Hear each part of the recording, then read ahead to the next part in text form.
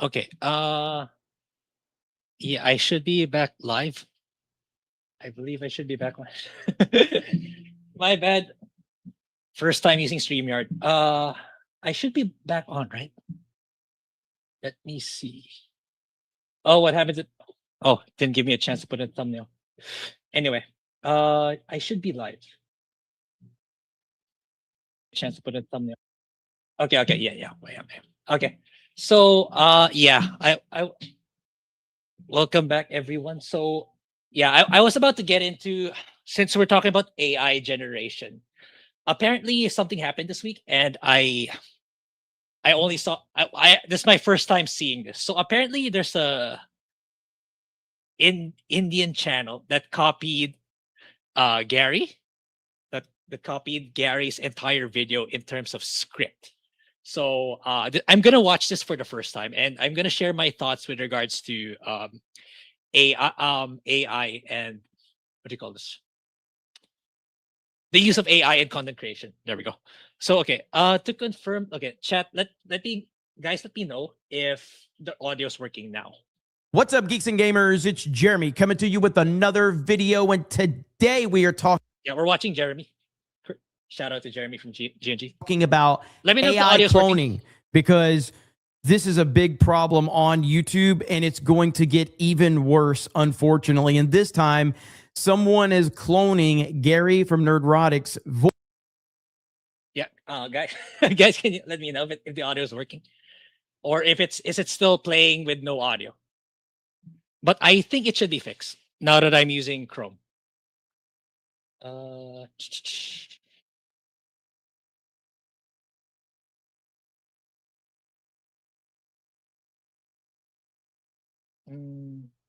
It's working. Okay, thank you. Yeah, because Mars, you weren't here earlier, so it's like I had to restart the entire stream because I was using Firefox earlier, and for some weird reason, I only found out now because it's my first time using StreamYard that it's only Google Chrome that allows for you to hear the audio of screen sharing. So I had to restart the stream. So yeah. Anyway, so let's see what's happening with Gary's channels. Voice, and through careful editing, they're making it look like it's Gary's voice, and they're getting really good views off of it. And this is not the first time we have seen. Oh, they cloned Gary's voice. Okay, I know about voice cloning, but then I wouldn't use it if it's not authorized, especially if it's from someone else. Like there's default. You guys know that I used TTS before. It's called text to speech technology, but I wouldn't use someone's voice, not without their consent. Seen something like this not too long ago. The Critical Drinker, back in November, there was a channel that was using his voice and his likeness, and that channel, I looked at. Okay, that's bad. Okay, I didn't know it was that bad already, where voices are getting cloned. I do know there's a software called 11 Labs where you can get really good voices that sound human. You can also clone voices, but normally you only do that for your own voice or voices that you have consent to. But I didn't know like Drinker and Gary's being cloned already. And okay, I want to hear it to see how good it is or how bad. I haven't heard it, but yeah, look, I wouldn't like if I were to make an AI YouTube channel. Yeah, I would use TTS for sure, but I wouldn't clone someone's voice without their permission, or at least without them getting some sort of benefit if I'm going to use their voice for sure. It up as of a month ago. That channel is still doing it right here. This one's a request.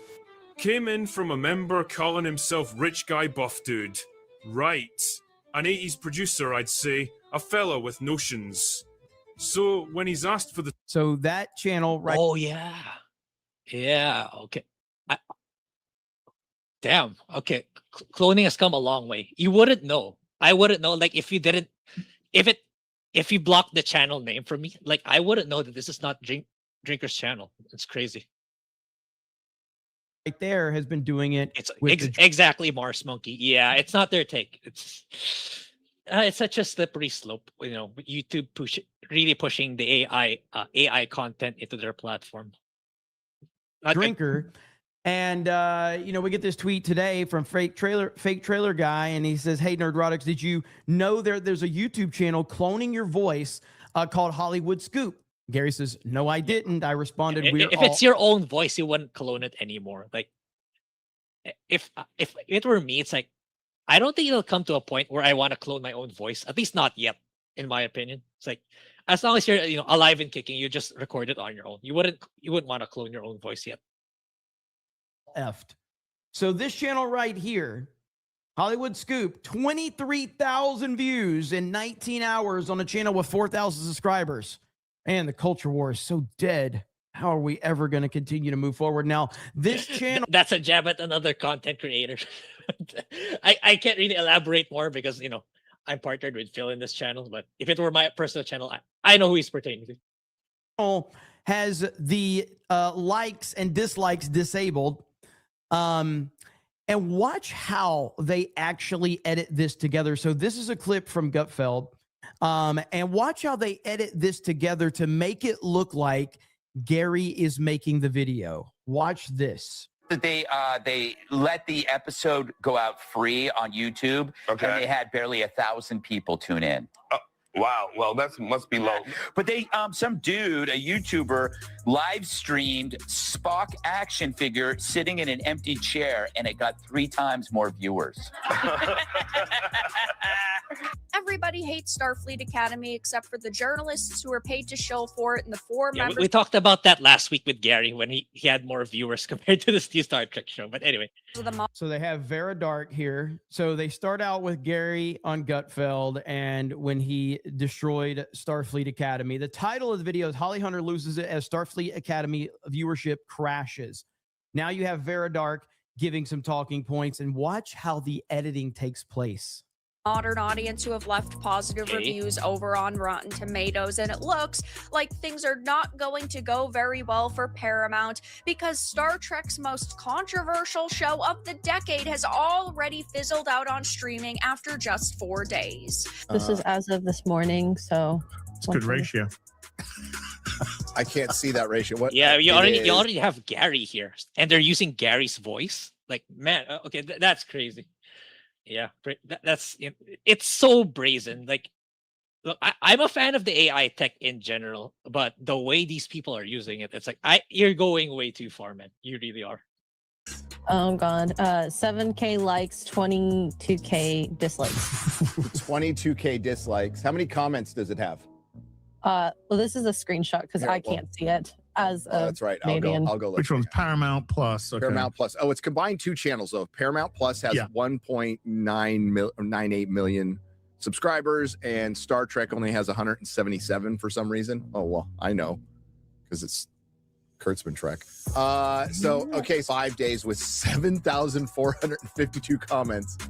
And the first one is, who else is here just for the comments? yeah.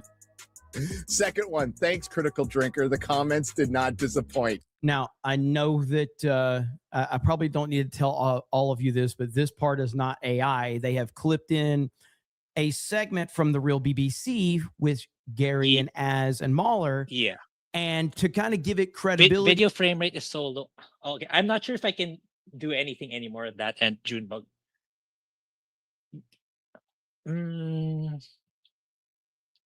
Did I? Okay, let me check with my steady. Okay.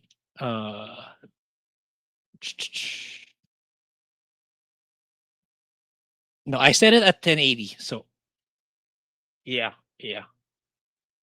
Okay, maybe it could be my internet, but there's really it's out of my control. That this is really Gary talking, and then they move into the AI voice right here. To boldly leave a comment section open. Hey, they did. Gotta give it to him for that. A legendary franchise didn't slowly fade away. It didn't quietly lose relevance over decades. According to fans. Okay, if that's the AI, that's the clone AI, it's gonna be a permeating problem for sure. Like, I can imagine even like someone like me, they're gonna use something like that in the future, which is crazy. If this is, I'm not sure yet if this is the cloned one. Critics and even whispers from inside the industry, it collapsed almost overnight. What was supposed to be So now they have moved into the AI, and obviously, if you watch Gary. Wait. collapsed almost overnight. What was supposed to be a So now they have moved Ah, into the AI. And obviously, if you watch Gary consistently, if you know Gary, you can tell that's not actually him, but they are yeah. That's like if you don't know Gary, if you don't really watch regularly his content, you wouldn't know. You wouldn't know that transition for sure. Okay, that's crazy. Okay, that's even worse than I thought. Wow, that's intentionally deceptive. Yeah, crazy. definitely using his voice to build this entire video and showing the opening clip from Gutfeld, showing the clip from the real BBC, and then moving into the AI version. This is the future of YouTube, unfortunately, because the CEO said that users will soon be able to use AI to generate shorts using their own likeness. He added that over 1 million channels used AI's creation tools daily in December. Yeah, it's like, I don't know. Like, can YouTube really control it though? Like, look, I'm in the camp that they should regulate these because, like, it's too brazen. It's clearly stealing someone's work, and you, yeah, they're gonna need to like better filter these kinds of channels and terminate them. But at the same time, I do know like there's also discourse going on where channels where they don't really copy, they don't really they're not doing it unethically like this. All they do is like generate a default voice where where you easily know it's an AI voice, and the person intending to upload it is intentionally making it known, oh guys, this is an AI video and AI channel, so I'm just posting AI content.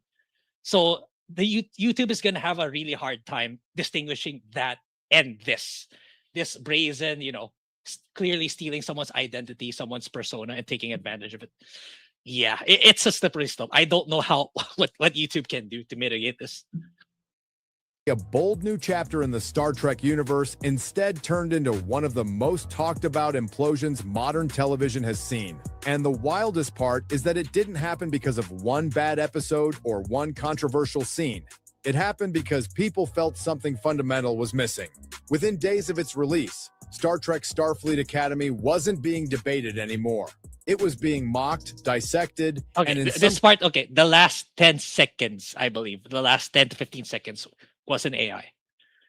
I've heard so many of these that I think this is AI.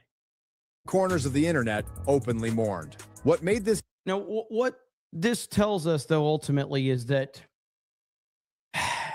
people are going to watch it. They're going to watch. Yeah, that's the sad reality, right? It's like, as big as Gary's following is, and as big YouTube is, like I keep mentioning this time and time again. It's like, there's so many large YouTubers that I don't know. Like people, like what Phil said last week with Miss Rachel. I never knew who she was until Phil told me, and yet she has 15 million subscribers. So there's gonna be a bigger fish in the YouTube pond where they're gonna watch this for the first time who don't know who Gary is, and they're gonna take credit for it when it's supposed to be Gary. That's just the reality of it. And I don't know. I can't really. I hope there's some way to combat this. Maybe like Phil said, we use AI to fight AI. that's looking to be more of a reality each day. AI stuff. They just are. And there's no stopping AI. I'm not one of these people who are like, we have to stop AI. There is no stopping AI. Agreed. AI is here, and AI is going to fundamentally change the entire internet as we know it.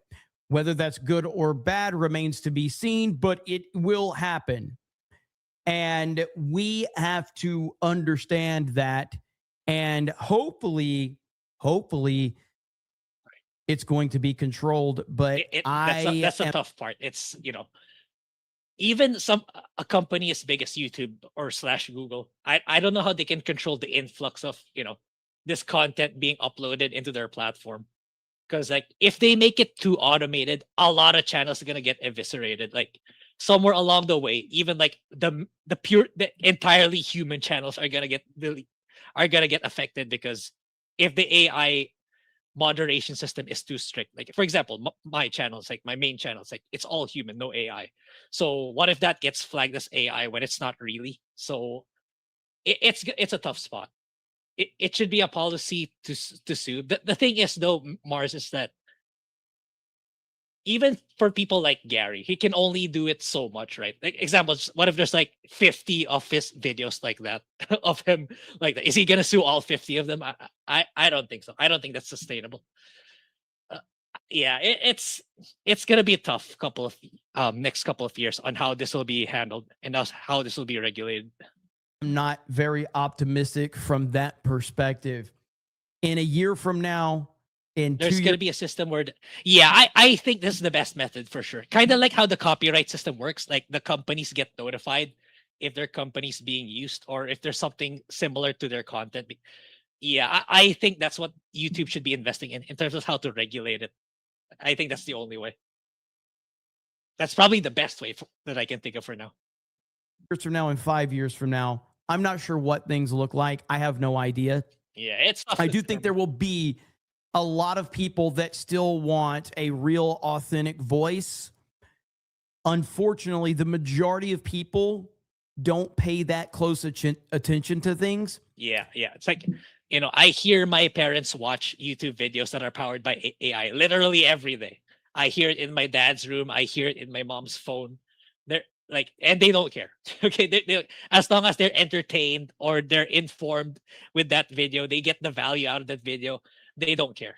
That's the reality, which is, I don't know how that's going to affect people like me, Phil, and GNG, and all the other YouTubers in the future in terms of like, this being a viable source of profit. If the trend is people just keep making AI stop and just keep watching them. Yeah, it's scary at the same time, with all this tech going on. It's kind of scary at the same time. Well, yeah, I'm okay. I'm good with AI tech in itself, but this is in a YouTube content creation perspective. Yeah, this is kind of frightening. And they're not even going to be to tell if it's AI or not. I'm not sure if I'm going to be able to tell if it's AI in a couple of years. And I live on the internet. That is a scary, scary thought. And so, man, I'm not sure. I don't know what happened. I didn't follow up with the drinker on his situation to see if there was any action taken.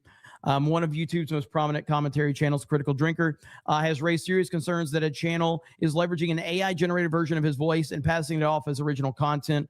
The channel in question, currently known as the Jaded Historian, previously the Vintage Vault, reportedly has about 877 subscribers at the time of this. So that was it's crazy. Imagine, it's like, I don't know how many. Actually, let's take the Jaded Historian. I wonder if that channel's still on. Let's take a look. You only need like 123 subscribers to reach monetization. Let's see if it comes out. Oh, it's already has 3K. Okay, it's probably already monetized. Yeah, already monetized. I have the extension chat with regards to if you can check if a chest. Yeah. I mean, you can tell with the thumbnails and everything, it's AI, but the fact I'm okay with these being, AI using these. I'm okay with generating someone's likeness. Especially if it's a famous person, it's for me, it's okay. Unless they say, they explicitly ask for you to take it down, then that's when you take it down. But if it's like a very prominent person, generate a look-alike and then, do a little bit of edit, that's fine. But if you copy it brazenly, like here, what they did with Gary, I think you're taking it too far. Not unless you struck a deal with that particular individual, but highly, highly unlikely that they did. At the time, what does that one have now? Now he has 3,000 subscribers by using Drinker's voice and likeness. Incredible. The Critical Drinker first brought this attention on a matter on X where he asked, am I going nuts or does this sound like an AI version of my voice? The allegations are significant. The Jaded Historian appears to have mimicked the tone and cadence of the Critical Drinker while adopting the synonym Murphy in his recent video. I'm on the comment. I'm okay with these type of videos as long as your writing is original and your voiceover is, authorized. I'm okay with that. But Clearly, this one didn't. So yeah. Titled Hollywood's Biggest Movie Disasters. They sold you the glamour. I'll show you the carnage. There you have it right there. So again, I don't know what the follow-up was on this, but this is bad. Now, this Hollywood Scoop channel has made a lot of videos like this. I don't 23K. That's a lot. know. Click For on a new this channel. Okay, for a new channel. one here. Okay. Unfortunately, I subjected myself to Star Trek Starfleet Academy Episode 2 for the purposes of this video. And it was worse. Yes, worse than the first episode. I couldn't believe. You didn't know there's a new Star Trek show out on Paramount Plus. Yellow If you Flash. didn't know that, don't worry. You're in the majority because nobody watches this stuff. Predictably, when it was finally RK released a few Outpost. days ago, it got They're just clipping everyone else, but which is fine. But I think that's okay for a couple of seconds using other people's clips and at least give them credit. But I think this one's taking too long. you're grabbing too much content from other people. Annihilated. It's sitting right now at 43% on Rotten Tomatoes, and I honestly think that it's only that high because not a lot of people have even watched this bullshit. I think if a lot of people had watched this bullshit, it would be 87%. Okay, yeah. Typical Hollywood critics. much lower, but the truth is there's not a lot of interest. Not a lot of people are even going to give this show a second thought or a second glance, because why would they? And predictably, just as we always see when the media loves something and the audience doesn't, it's review bombing. It's toxic review bombing. Really, it seems to match up pretty well with what we saw. This is so long. Just if you want to get a point across, just get a few seconds to those who want to be YouTubers someday, or those aspiring to. This is, if you're at least commentate in between, if you're gonna get something this long, not just compile everyone's clips and put it into one video. Paramount themselves, when Star Trek themselves put out the first episode for free on YouTube before it was even on the streaming service. They did a live stream and premiered this thing. They showed everybody this. And kudos to them. Did this guy get the entire video for Ryan?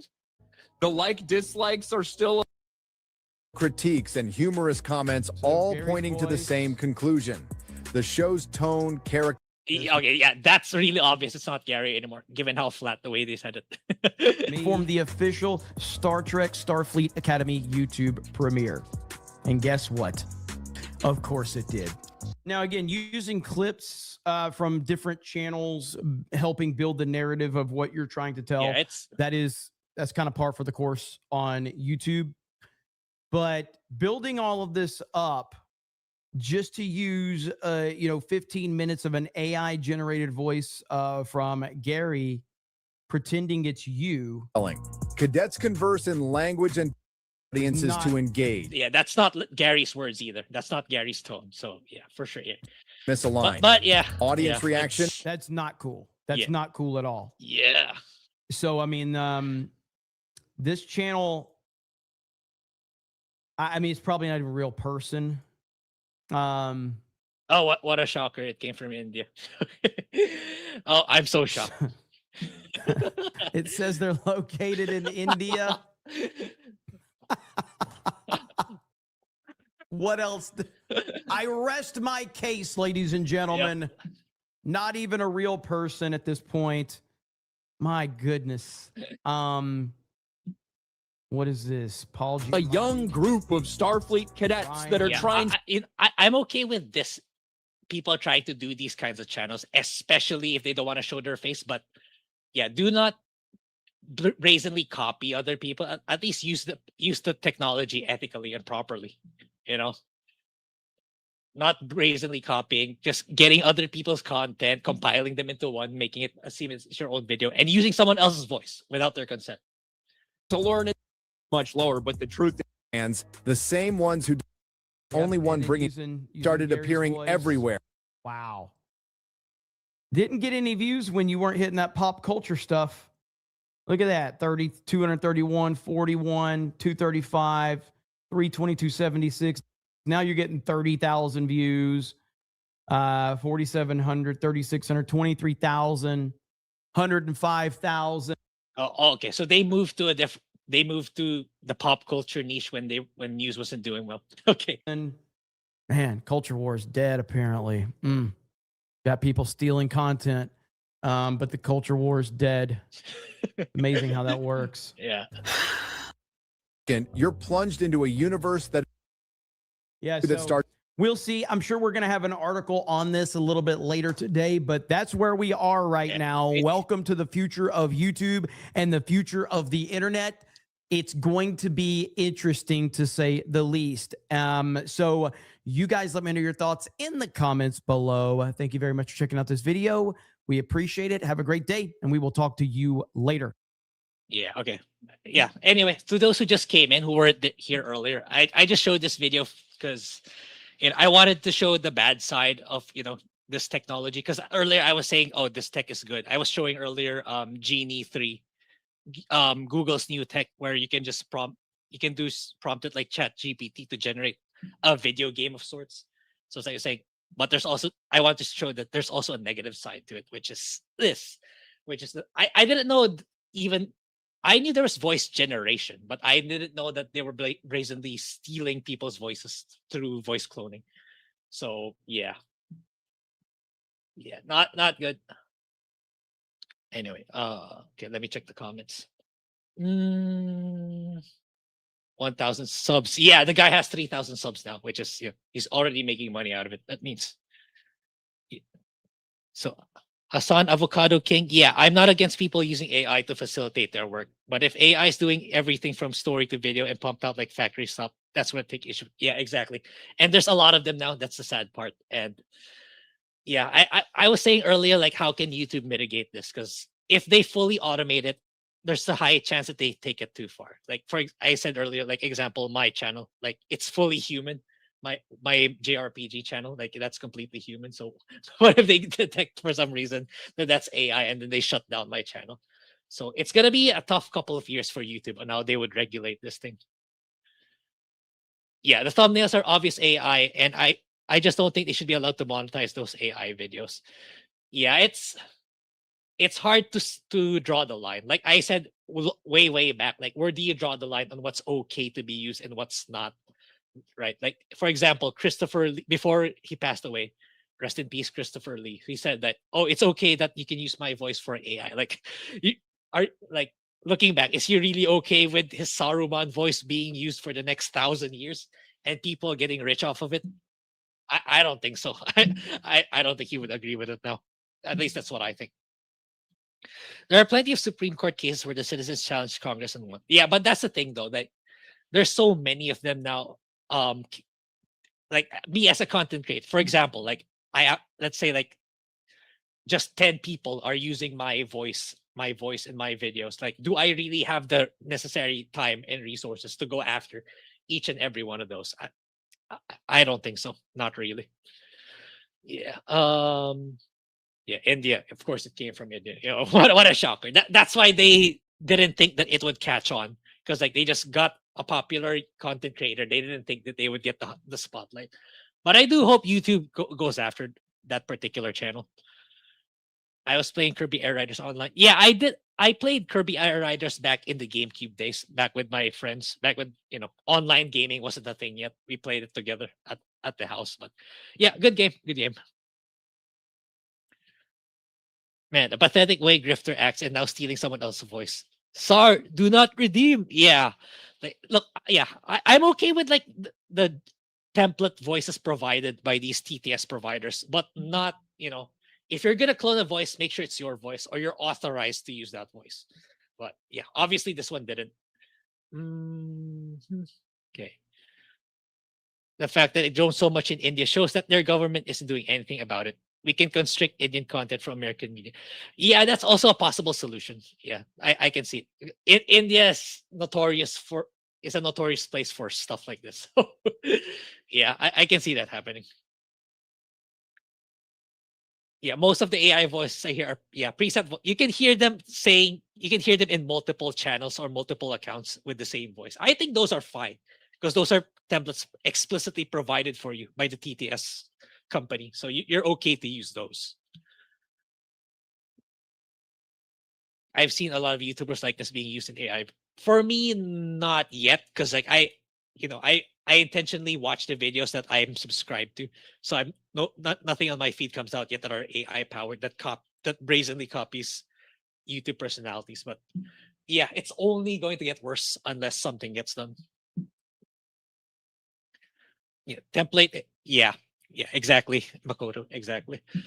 So yeah, so that's the negative side of AI, and it's I can see it becoming worse over time in the next few years unless a well-structured regulation takes place that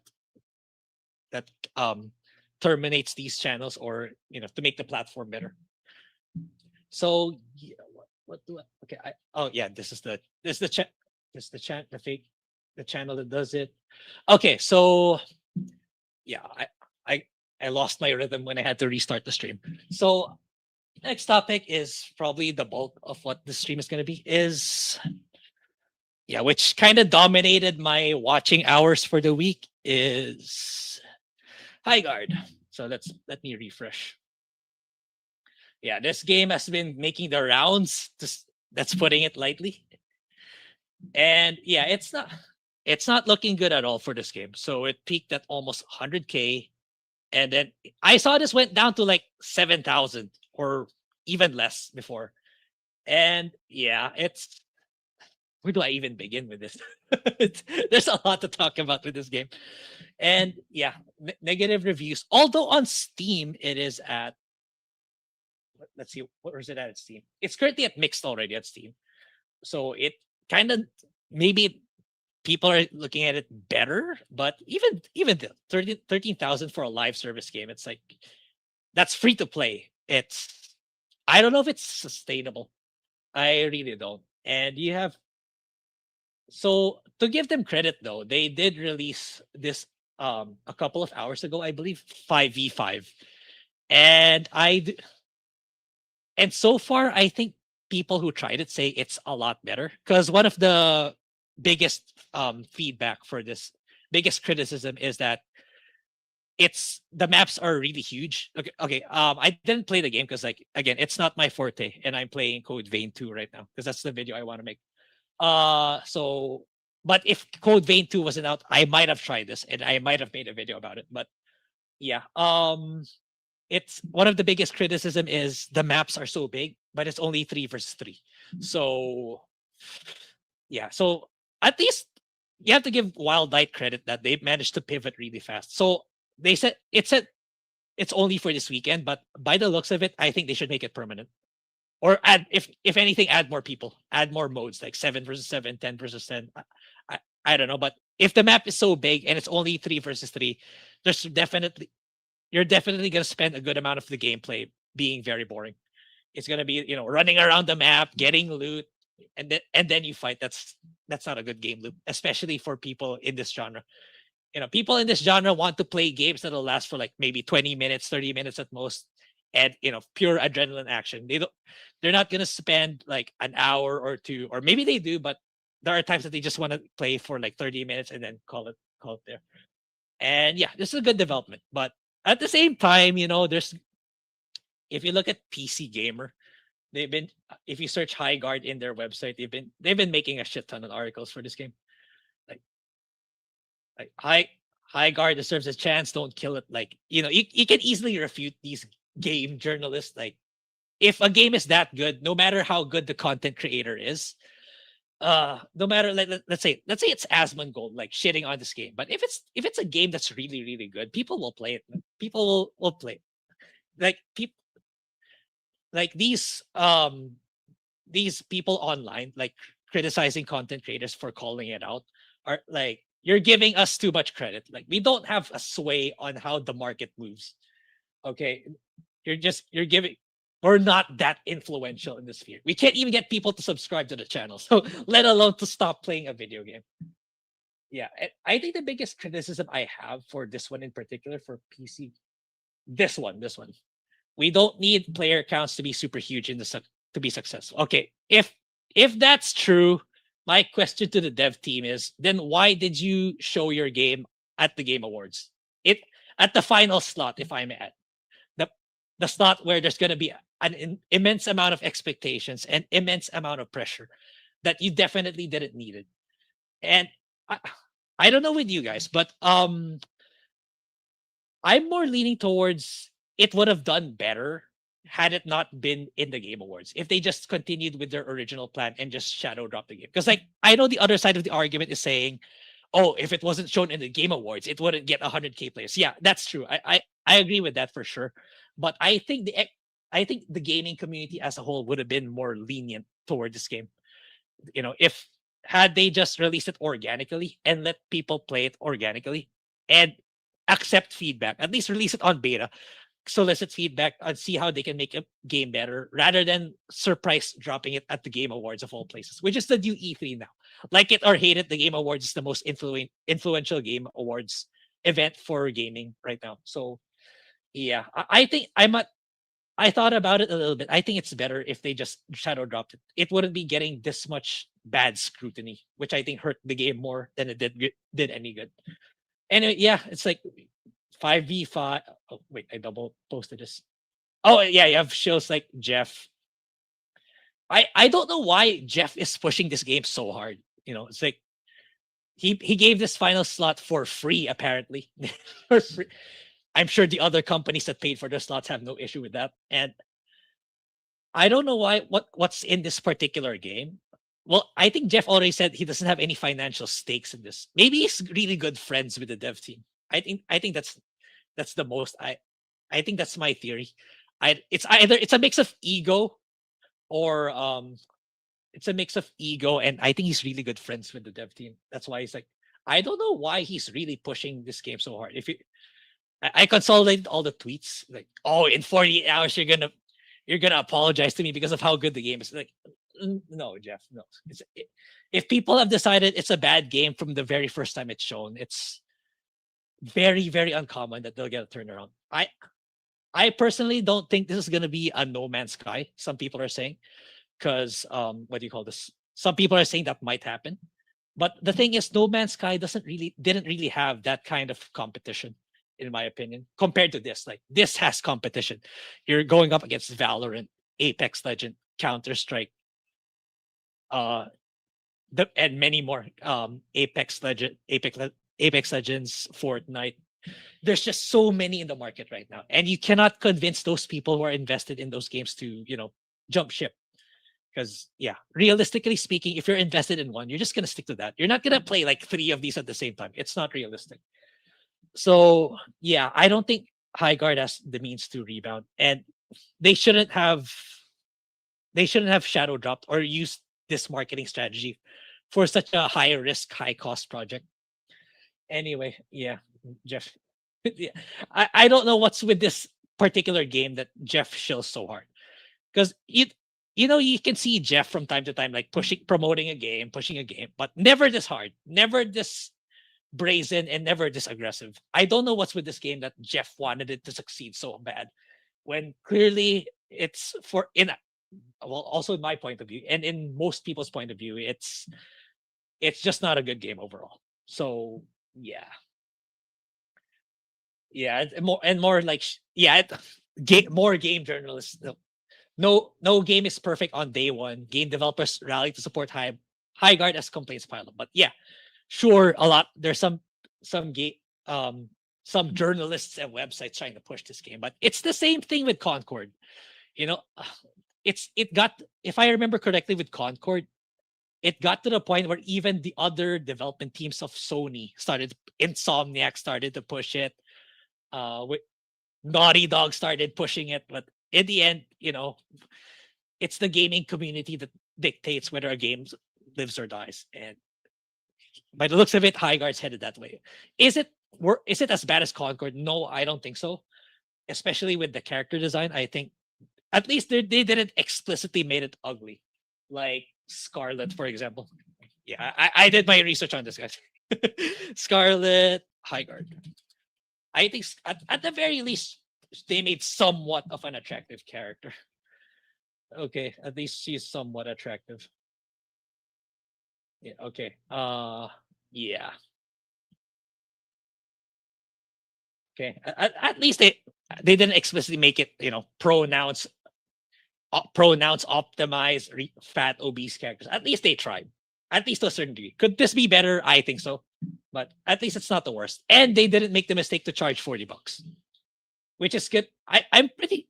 Bungie must be really scared right now with Marathon that they're charging $40 for their game. It's gonna be the third game, I think, that's gonna fall off. But yeah,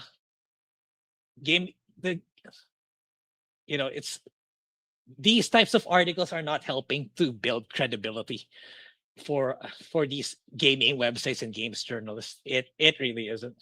And yeah, it's there's the reason why people tune into YouTubers now, to YouTube channels that legitimately provide sincere and honest feedback, not these people trying to push just so they can get their access media. And where is that? Okay, I wanted to. Okay. Yeah, anyway, so I lost that link while I'm posting this, but there's a video I wanted to commentate on. So let's.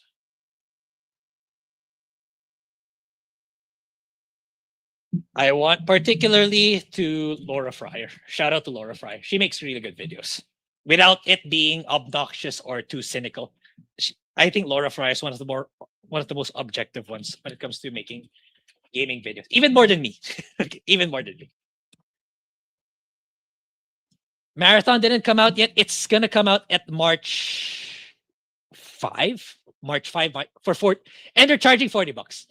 So okay, let me read the comments before I got High Guard confused with Bungie Game Marathon.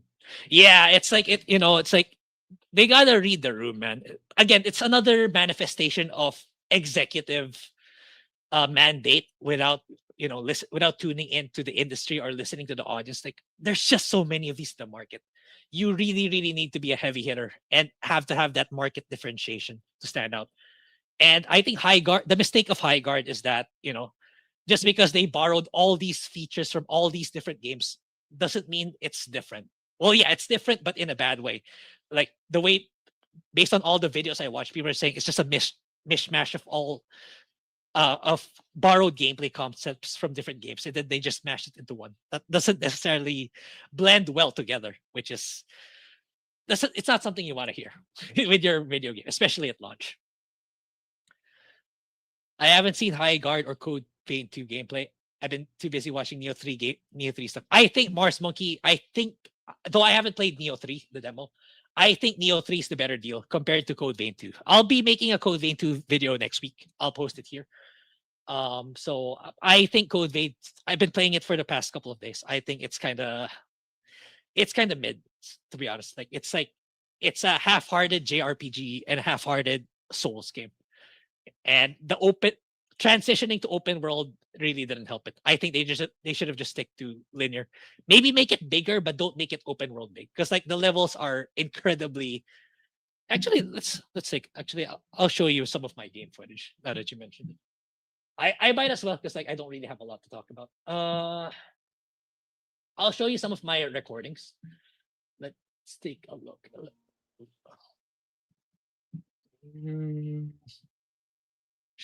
Let me share.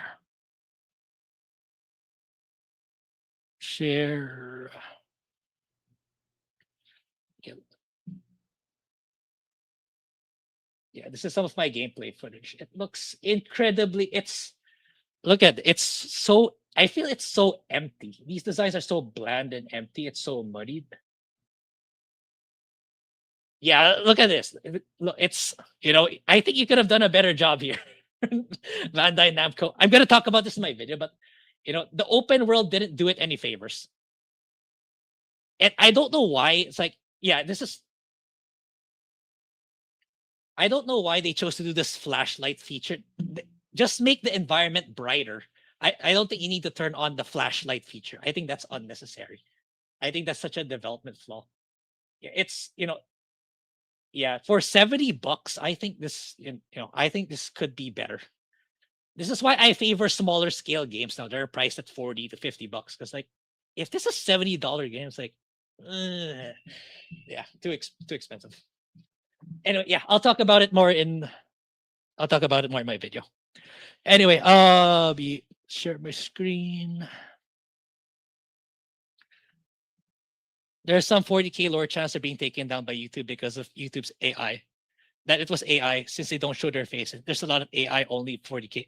I think those are fine, provided that you didn't plagiarize any you didn't plagiarize the script for one thing. You didn't plagiarize from big content creator. You wrote it by yourself, or at least you made sure that it's original.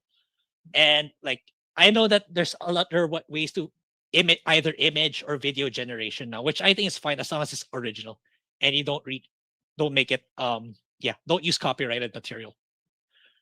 Is high guard free? Yes, it is. Yes, it is. And it's despite that it's only at wait, why is it not showing? Wait. Despite that it's only at okay, got it. It's because it's only at 13K. If I refresh this, 12K. It was even at 4 digits yesterday. I think this got a boost because it's the weekend and they introduced 5v5, which when I read X, people are saying it's a much better game. So yeah, but not good for a free to play live service game. If you're an online game, you do need pick. Yes, for sure. Especially if it's free. Oh, Mitchell Fields with the 2. Thank you. Streamer have a bigger way on the market versus media. Bigger sway in the market versus media. And YouTubers making videos. The ones who are more articulate. But yeah, even like Tim the Tatman, like I know his friend quitted at the first game. So it's like that's really a bad look. Like when it comes to online live shooters, Tim the Tatman is someone you want to impress. And if his friends didn't like it, like yeah, that's really bad. I heard other channels talk about how the devs never planned to market it, and just Jeff decided. Yeah, that's the thing. It's like I think it hurt the game more. It hurt the game more than it give any benefit. I think Jeff was just super excited for it that he decided to do that. And like if I were the dev, like would I turn down a free slot at the Game Awards? A part of me thinks, yeah, maybe I wouldn't either if I were Wildlight, if I was part of the dev team.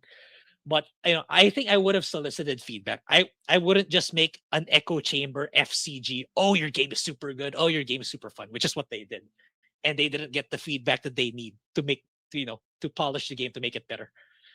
Oh, time will tell if they'll have the time and money to turn this around, or if they can in general. It got the Concord curse for appearing in the game. Yeah, Jeff is good, especially Jeff pushing it this hard. He's gonna have to address it in the next one, in the next Game Awards event. He's gonna have to troll himself. Like, I wonder how he's gonna do the final reveal for Game Awards 2026. Okay, guys, this one is. I'm pretty sure it's good now, and I'm not gonna overhype it. But at the same time, he should be hyping the final slot. So I don't know how he's gonna go about it, but I think it'll go a long way if he just memes himself in Game Awards 2026. Okay, guys, I'm not gonna insanely hype it to proportional levels. I'll let the game speak for itself. Maybe that's how he should do it for Game Awards 2026. Yeah, they should have done a Titanfall 3 spiritual successor. If their team was from the makers of Titanfall and Apex Legends, you might as well make a Titanfall successor. Smaller project, much cheaper. Maybe include multiplayer later on to save on cost, but make a good Titanfall campaign that people really like, and maybe a small scale multiplayer. Then branch out, make the game bigger, then maybe expand to a riskier project to something like this, where you can solicit feedback. For me, it's like something live service and high cost. You can't afford to shadow drop that, in my opinion. Like maybe it worked for Apex just at the time because it was less competitive. But now, given the fierce competition, I don't think you should be doing that anymore. Who is this? Jeff, the Game Awards guy. So the guy who hosts Game Awards. He may be like, there could be a marketing deal by a number of players. Yeah, I think so. I think there's some sort of vested interest, whether monetary or personally. That's really what I think. Because like, you've never seen Jeff push a game this hard. He tends to be more neutral, which he should, by the way, since he's a host of a Game Awards show. He should be. Like, you'll start praising a game when it's really getting a lot of praise and recognition by the gaming community. But like from this unproven studio, from a new IP, like, just stay neutral. I think he should, given that he's a host for a game awards, for a game show. You should be staying neutral. People are usually quiet about their shadow deals. It's like when streamers get games early. Yeah, for sure. For sure. I like her design. Yeah, Scarlet's the best designed character, in my opinion, in that game. Okay.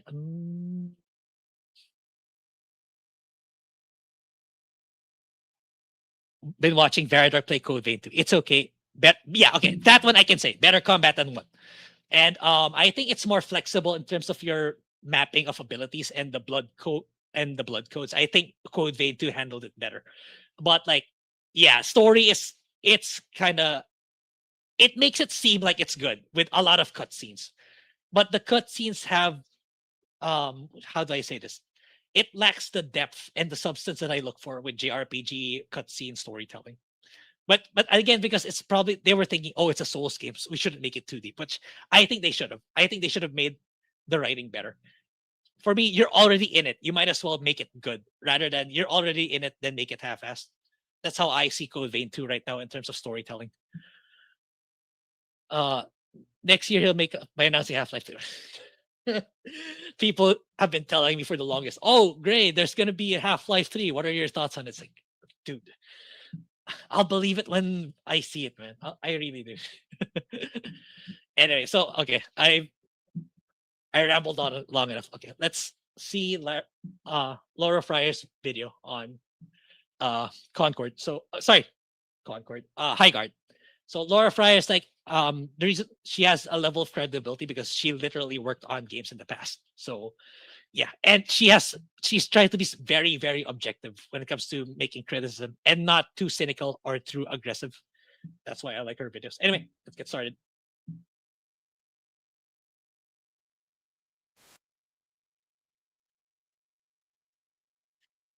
Yeah, I kind of predicted this before the Highguard movie, before Highguard the game released.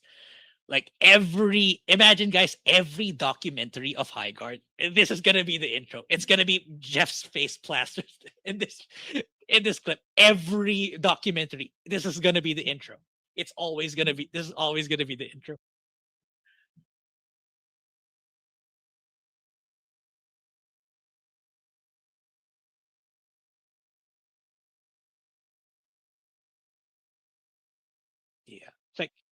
It's like, I'm starting to think that.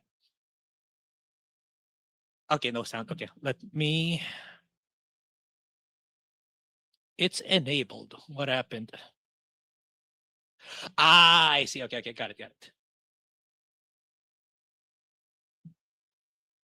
Okay, there should be sound now. I played it, and after you see this trailer, I think you're going to want to as well.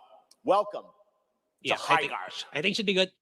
Highguard just launched 97,000 players on Steam in day one. It's a free-to-play hero shooter from Apex, and Titanfall devs. Sounds promising, right? But the reviews? Yeah, I was gonna say, I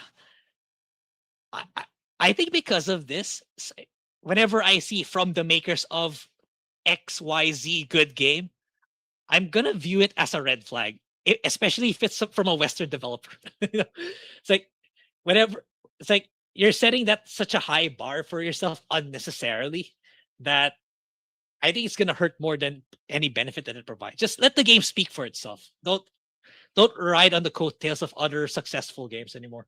I think that should stop being a marketing strategy. I think that's a red flag now than a marketing strategy. Mostly negative and dropping fast. Players are already leaving in droves. Someone tagged me the other day, rewatch your Culture Killed Concord video at 5:10. It predicted this. And honestly, sadly, it really did. Yep. In that breakdown, I talked about how aspirational characters are make or break in these games. Yep. I'm Lauren. I've shipped a lot of different games. I remember there was a clip showing when it finally got revealed. It looks so similar to Concord. It's baffling how same the clips and the camera angles of the characters are with Concord. Yeah, it's crazy. Game titles like yours at Xbox, and we almost made that exact mistake ourselves on a game I made. But we didn't get caught by the bubble. Let's break down why Highguard is feeling like another cautionary tale. Launch looked promising. There was a big peak from the Game Awards hype. There was crossplay on PC and PlayStation and Xbox. You had solid team pedigree. Early buzz was there. People were genuinely curious about the raid loot PvP tool. But again, I want to say it's like, is it really more of a good thing? I think it's more of a bad thing that they set themselves up with that pressure. I really think the discourse right now wouldn't be as harsh or as fierce if they just, organically revealed it and put it into beta test. Beta test, and right now, for example, if they just beta tested it, they knew that to implement 5v5 at the actual launch, I think the game would have been far better received that way. I don't know, but some people are saying it wouldn't get the reception it got.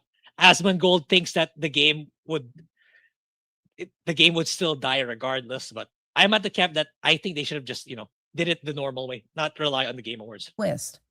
Every developer would love that kind of day one spike. But just a few days later, live players have dropped over 85 to 90% from the 97,249 peak. Now they're sitting around 10 or 11K concurrent I on watched this at Steam, 4 digits and the reviews yesterday. remain mostly negative. Complaints range from bland generic characters with no personality or hook to slow 3v3 pacing on huge maps, and there are a lot of performance. And this trailer was, it didn't represent either. Yeah, I know the devs acknowledge this already, but I think they were better off not. It's easy to say in my perspective, I know, but they should have just rejected the offer of Jeff to present this at the Game Awards. If they couldn't come up with a good trailer that best represented the game, it's like, this made it look like such a high adrenaline, fast paced game, which is not, because people found out only at launch that it's 3 versus 3, which and the map was so huge, so it's anything but. If ever, it's the high adrenaline part is at the very last part of the game, if I'm not mistaken, when you start shooting each other. But other than that, not really. It's bugs that are killing the flow. Look, free-to-play PvP is a crowded space. Yep. You have to keep players engaged because retention is revenue. Hyper competitive. Miss it? Game over. Characters. Creating inspirational characters that people want to play. This is really critical to the game. I know because we had this exact problem on Gotham City Imposters. Let's get that blindfold off you. Yeah, I don't. Yeah, I've seen the video already, but I think this is a canceled game. But looking at it retrospectively, I think it looks cool. Just sell it at a low price. But I think this is a game I would play. If it's sold for like $20-$30 maybe, I would play something like this. Welcome to Bats HQ. That was a clip from my Culture Killed Concord video. The Gotham team was extremely talented and had great pedigree too. Oh, it was supposed to be done by Monolith, the one that made Shadow of Mordor. Yeah, I don't know. Warner Brothers been making terrible decisions with video games. This isn't easy to get right, but it's imperative with this kind of game. Players want aspirational characters, heroes you crave to be, with style and vibe that hooks instantly. Concord missed it, and Highguard's TGA trailer echoed it. So how did this happen? Well, first you had massive hype from the Game Awards announcement. Yep. No way. He had no way. Let's say even if Highguard was good or competent, I think it would still receive a lot of harsh criticism just simply because it was at the final slot of the Game Awards.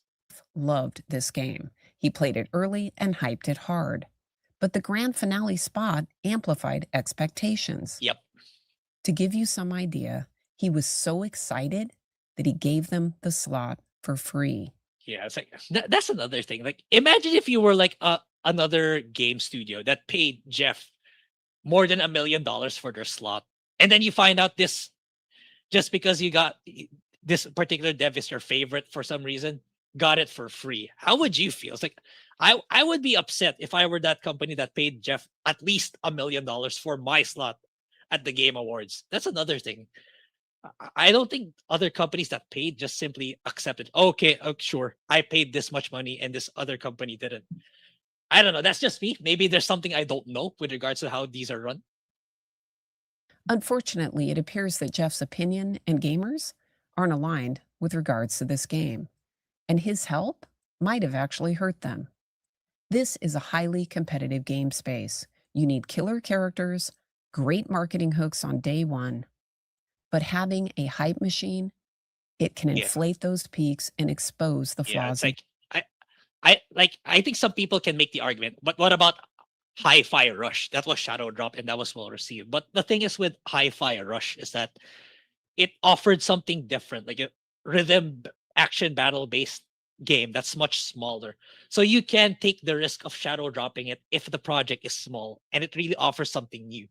But in this case, it's really expensive. I'm sure really expensive to develop, and you're competing against Goliaths, against Apex Legends, against Valorant, against Counter Strike. You're competing against the giants here, not like Hi-Fi Rush and all these other games that were shadow dropped. So I really don't. I really think the shadow drop was terrible judgment on their part.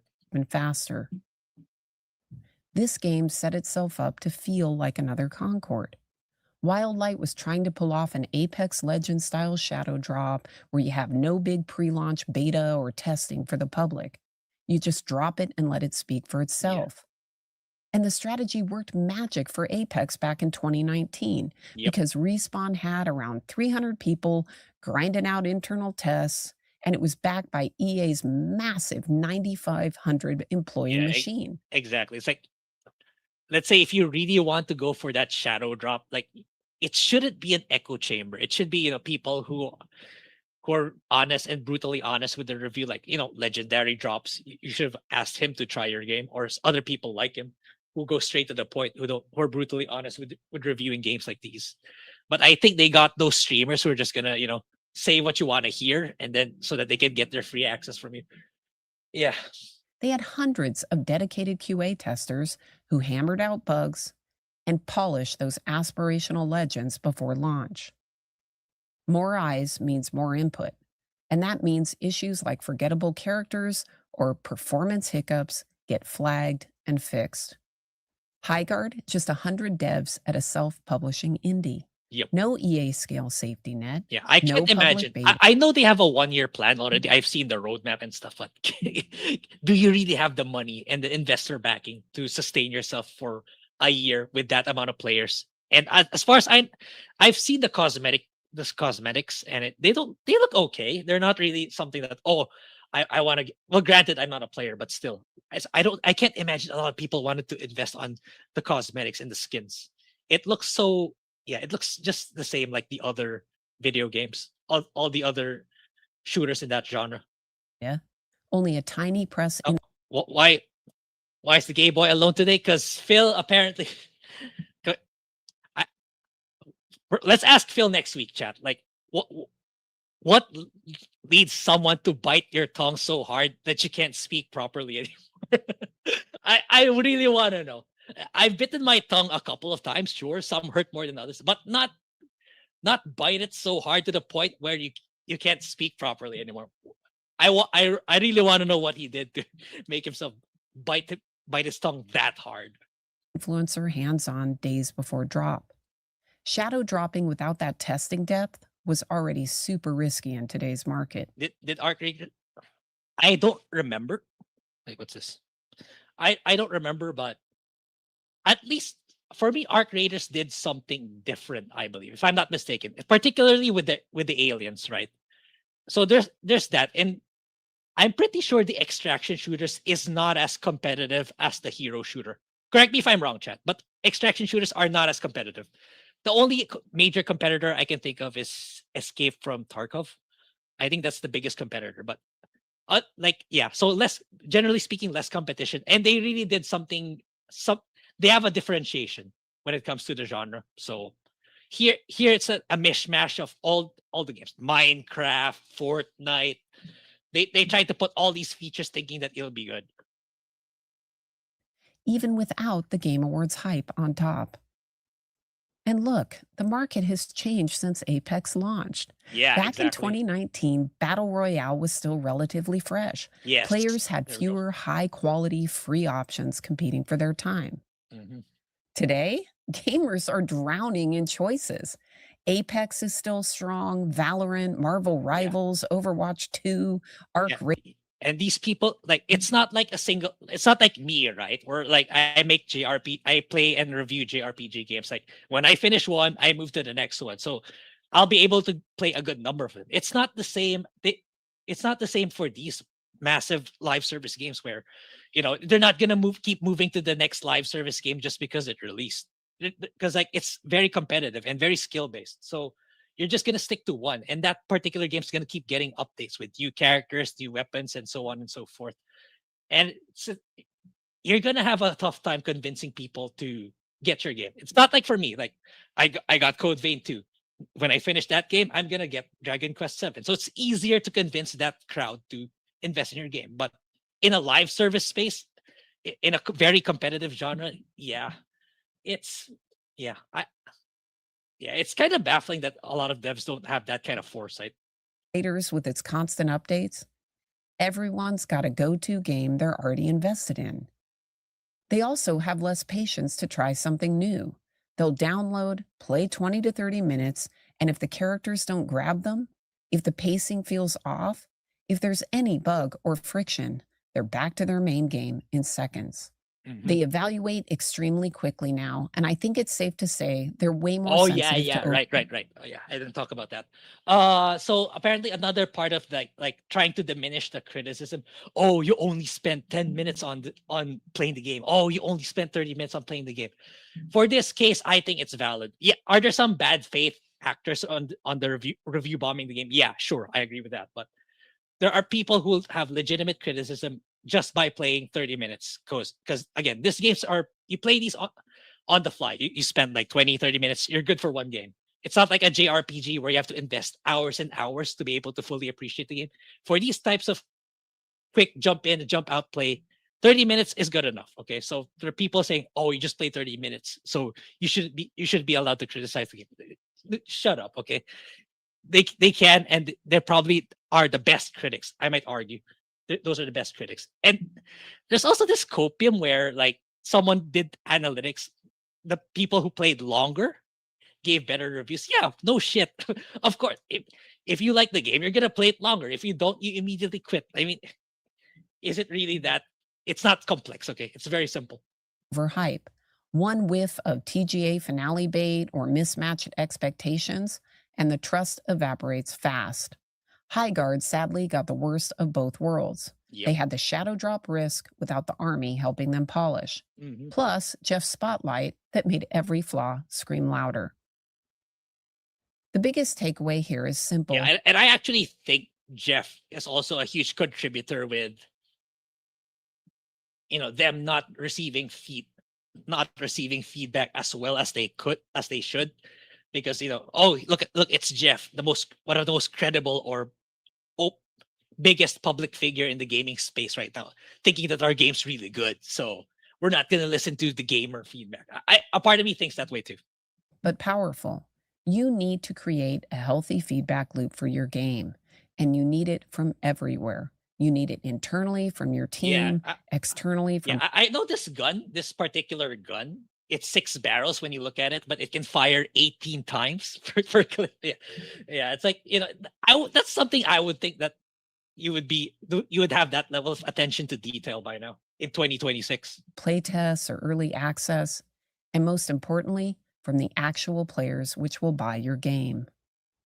Teams and even media can get into their own bubble. They get focused on the vision or the cool ideas, the internal wins. But players aren't in that bubble. Yep, They're the ones who decide if it resonates. They'll tell you straight up what works and what doesn't, often in the first few minutes. If something doesn't click, whether it's the characters or the pacing or anything else, you have to believe them. You have to be willing to adapt. And that's hard, especially when you've poured years into it. Making a great game that we love to play internally, believing in that, and then releasing it and being malleable to have that open conversation with the audience and being able to adjust. With Concord, Yeah, which is what you should have done, not shadow drop it and adjust at the final month, which is not enough time to adjust the game. Yeah, so yeah, you should have followed your own advice then. Like, like you should have announced it much earlier to be able to pivot to make it a much better game. Toxic culture made real feedback nearly impossible. For Highguard, we don't know the full story yet, but clearly there were red flags in the trailer and early gameplay that weren't addressed enough before ship. The good news? As a self-funded indie with private investment, they may have more runway and flexibility. Yeah, which is it was like came out before the 5v5, so yeah, they're kind of already doing that. Credit to them. So can they do it more and more substantially in such a way that they can rebound? Time will tell. They may have the time to listen, iterate, and pivot based on what players are actually saying. I'm rooting for them. I like talented teams, and they can absolutely come back stronger with up. To be fair, they weren't really attacking the audience per se. Not like Concord, they were shitting on people when the game came out. What was that guy said? Talentless freaks. And then they put the pronouns, the ugly characters. They really did their best to shut themselves down, which happened. Updates, new content, or even a fresh direction if they stay open to the feedback loop. The lesson is universal. Listen early and often to the people who actually play. That's how you break out of the bubble and build something that lasts. Every character in Concord looked non-interesting. Yeah, exactly. And they really went out of their way to make them look ugly. That's the thing. Like, it's like they haven't learned anything at all. It's like, we get into video games to immerse ourselves to get out of the real world. So yeah, they still don't get that part where we don't want our politics in the not forced real life politics into our video games, and we want to play as attractive hot characters. And yeah, I don't know why these people still don't understand. I honestly wonder if they did an open beta test first. They did Hassan. They did but it was very closed, and they had a strict NDA where they cannot reveal the game's details or the game even exists. Then I tried looking for the clip so that I could show it here, but I couldn't find it. It's a short where they compiled all the feedback from that testing, and they all just kept saying things that they wanted to hear. Toxic positivity. Oh, the game's super good. The game's super tight. The action's really good. The action's really intense. That's all they were saying. And when they showed it to the real gaming community, and yeah, reality hit really fast, really hard, and really fast. Oh, Mad Frog with a super sticker. Thank you. Highguard is a live example of how fast things can shift in this space, but also a reminder that the story isn't over yet. That's my take. What do you think? Yeah. Oops, I pressed. Culture killed Concord. Oh wait. This is the video that she was meant. Wait, okay. This is the video that she mentioned. Okay, let's go there. Let's jump to that clip. Of feedback because they didn't make a game the gamers want. Let's take a look at one of the other problems. Characters. Creating inspirational characters that people want to play. Yeah. This is really critical to the game. I know because we had this exact problem on. Oh wait, no, this is the same video. Wonder what? Okay, anyway, yeah. Whether or not they can pivot, well, I hope they do. And yeah, I think this has more legs. This will last more than 2 weeks. Is that Concord where Sony shut it down after 2 weeks because again, it's free to play. So there's really going to be an active player base by default, just because you're not charging $40 on the get-go. And yeah, maybe they have what it takes to pivot, because like they already applied 5v5, so I think they need to do more adjustments, because like there's a lot of problems. Like I think a lot are arguing that looting is senseless, is kind of useless or dull and boring. And if you just remove the looting part and jump straight to the shooting part, and I think people are saying it's a lot better. It's like, why bother doing the harvesting of the crystals, the getting the armor, getting better weapons, and getting higher tier weapons when you can just go straight up just shoot each other. Because like I watched Lord Fragmar's videos, like yeah, he makes it really clear. So if one character gets defense +1, and if another character gets attack +1, then it's just the same shit. You might as well just let them fight each other already. Remove the looting part, which is a very good argument. So yeah, I do hope that they can pivot, but I don't know. I think this is just too high of a drop for it to be sustainable. At least that's what I think. I could be wrong. I would be happy to be wrong. Like maybe they'll rebound and it'll actually be a good game, but it's too much of a competitive space, in my opinion. Yeah. Anyway, so that's it for High Guard. I think yeah, I dwelled on this topic for a long time. So I don't really have a lot. There's really not much to go on anymore. But anyway, I still have a few things to talk about. And next is particularly Nintendo.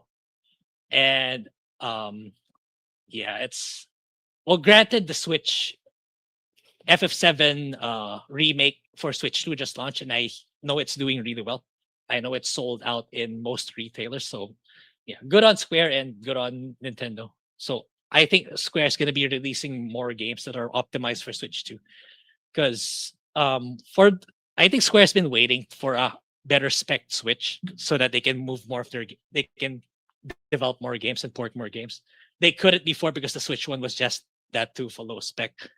But anyway, outside there's some pretty I don't know what to feel about this, but I'm more leaning towards it's not a good thing. So what I'm talking about is the recently released game, I believe, the Tomodachi Life. Tomodachi Life.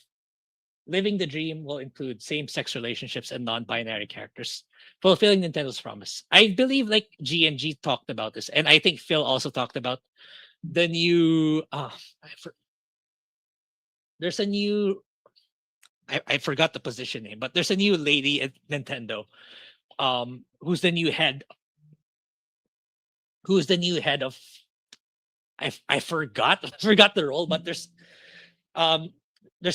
new leadership in Nintendo that kind of highlighted on diversity and inclusion.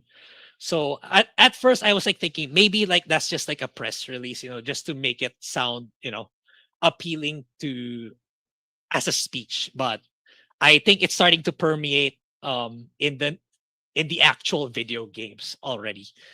So yeah, apparently if you take a look at the screenshot, this Tomodachi Life Living the Dream. So there's a non-binary option. So I'm if this was marketed towards adults, I think this is fine. But as far as I know, this is targeted towards kids, especially it's a Nintendo game. I don't think there's a Nintendo game that's going full on very mature, targeting a very mature audience. So yeah, I don't know. It's like as confirmed during a Nintendo Direct dedicated to Tomodachi Life Living the Dream, Nintendo's revealed that players can change their character's sexual preference. Yeah, it should have been the first two. Especially toward like imagine like if a 3-year-old or 5-year-old plays the game and then they see this and they start to question what's a non-binary. It's like, it's not a conversation parents would want to have. Okay. It's not. It's something that parents are gonna have a hard time explaining, and I feel like it's so manipulative, and they know what they're doing, and which is kind of sickening. And it's sad that Nintendo went down this path. And yeah, I'm pretty sure a lot of people are calling it out on X already, but whether or not Nintendo pivots, it's yeah, I hope so, but I think there needs to be a big financial blowback for Nintendo for them to listen to don't do this. At least, especially Nintendo, especially among the three, where Nintendo's more geared towards a younger audience. They shouldn't be inserting these things into their games. Maybe maybe allow it in the more mature games and then put a caveat on it, but not in these games. Not in games that are targeted towards a young audience. At least that's what I think. Oh, yeah. Yeah, Kathleen Kennedy 2.0, like the Nintendo version of Kathleen Kennedy. I forgot her name. I wasn't really following it that much because yeah, back then at the time I didn't think that it would go this far, but I was wrong. Okay, so it's already happening, and it'll probably happen to more games, which is sad. Jennifer Aniston 2.0. Yeah, it's fair. I didn't know they could be both, but they're animals too, so nothing makes sense. Yeah. Yeah, it's fine if you're an adult. And you can just another one of these and fine, but or those who want it feel validated. But towards kids, it shouldn't it they're too young to have this kind of exposure. It's not a question that the kid should be even begin to having, and least of all presented by a company and not the parents. Yeah, exactly. Painless. Like this is something that parents would want to, guide their children, not a company exposing them at the wrong time or at a time that's too early. And yeah, I'm just I think it's either gonna take financial repercussions or someone's gonna like a customer is gonna end up something bad is gonna happen either to the customer or to the parents before Nintendo does something about this. And yeah, I don't know. It's the usual talking points. I wish it wasn't there, and shame on Nintendo. Yeah, and it's surprising how quickly this was applied just with the new leadership. It's yeah, I'm pretty shocked given how conservative Nintendo can be that they allowed this to happen. But it is what it is. Yeah. Oh, hey. Hi, Big Z Video Games. Yeah, it's just me today. No Phil because he bit his tongue. We'll ask him about it next week. So more Nintendo stuff. So apparently there's been a development with the Switch version of Dispatch. So it's more of I think it was more of Dispatch, and it's not really about Nintendo. So yeah, they're saying yeah, it made it seem like looks like it was trying to hide censored Switch content disclaimer, but it's according to them, it's not really up. So let's read the story here. So a lot of people got upset that Dispatch's scene got censored. Love or hate the game. I never played the game yet, but a lot of people. It was well received generally, but a lot of people also didn't like it. So regardless of your stance, it got censored on the Switch. So and yeah, it became a talking point this week. And so here's the devs' response. We initially assumed, like some of you, that because some games like Witcher 3 and Cyberpunk are on the platform with similar types of uncensored, mature content, Dispatch would be allowed to do the same. During the porting process, it became clear that was wait, never mind. Wait. So we asked that we include a disclaimer on the store page to inform customers that content will be different from other platforms. Oh, okay, wait. I could be wrong in my assessment.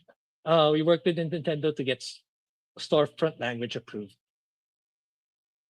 Good night, Junebug. Yeah. Okay, so is it really Nintendo? Wait, is it Nintendo or is it ad hoc? Wait, so ad hoc absolutely needs to take full ownership of the placement of that disclaimer. And it didn't have the complete control of the language. It was our intent to go out of our way to tell people looking to buy the game that content was censored. Wires got crossed and put the disclaimer in the field, literally titled disclaimer, in the about section of the game. We didn't catch this until launch when people saw saying we should have called out the changes on the store page and went to go make sure it was there. It technically had been the entire time, just in the absolute worst spot. So this is 100% our mistake to give this more visibility. So, okay. So wait, was it Nintendo? Was them? Wait, because okay, I'm getting confused here. So was it Nintendo or is it them? But by the sounds of it, yeah, because Witcher 3 and Cyberpunk 100% has nudity in it, and as far as I know, it wasn't censored. Otherwise, people would have talked about it.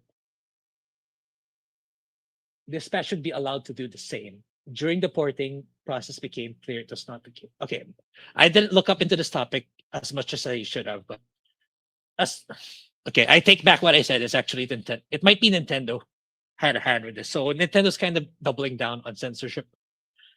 And okay, another not so good thing. And yeah, maybe if Nintendo's called out enough, they'll change their tune on this. And as far as I know, Nintendo should be more lenient, especially compared to PlayStation. I know PlayStation kind of censors a lot of the games with nudity in comparison to Nintendo with those etchy games. But maybe that's starting to change. Maybe with the same team, with the same person that's responsible for the non-binary option for the games. So yeah, I think she's doing a lot of damage already with Nintendo. Yeah, and it's not good. Yeah. Anyway, that's it for Nintendo stuff, and we can already see the damage being done by that particular leadership. And I if people really didn't want to play those games, or people wanted to not play those games, I think leave it to the parents. Leave it to the parents to manage that. Don't leave it to like governance to regulate on what we can and cannot play. New Nintendo of America seems to be pretty woke. Yeah, it's censorship and the insertion of non-binary. Pretty ironic. So,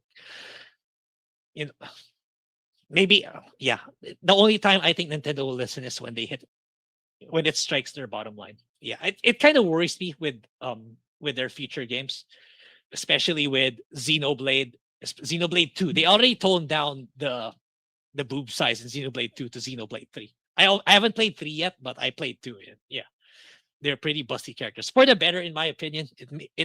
It really made the game more memorable and made it stand out more because of those characters, because of Pyra and Mithra. And Fire Emblem Three Houses, there's some busty characters there too. So I'm worried with the incoming release of Fortune's Weave, they might tone it down because of this new leadership. I hope so. I hope not. I hope they don't. I hope they stay faithful and make the game that they wanted to make, that resonates with people like me, with the paying customer. Anyway, so speaking of more negative gaming discourse stuff.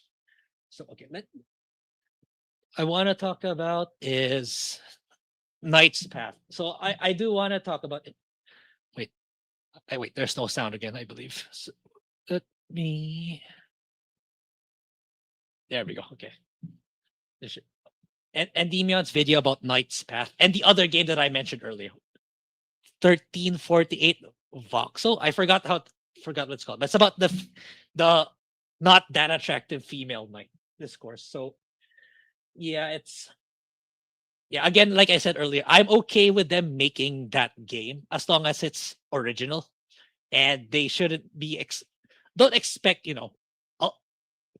don't expect it to appeal on a mass level, because you intentionally made your character not that attractive, so you're definitely gonna affect some sales there. So I don't want to take too long, so let's speed this up a little bit to 1.5. Yeah, okay. So let's watch Andina's video on Knight's Path and the other Voxo game. Voxpo, I forgot. Volto, yeah. Ever since I saw the first trailer for... Okay, a bit too fast. 1.25.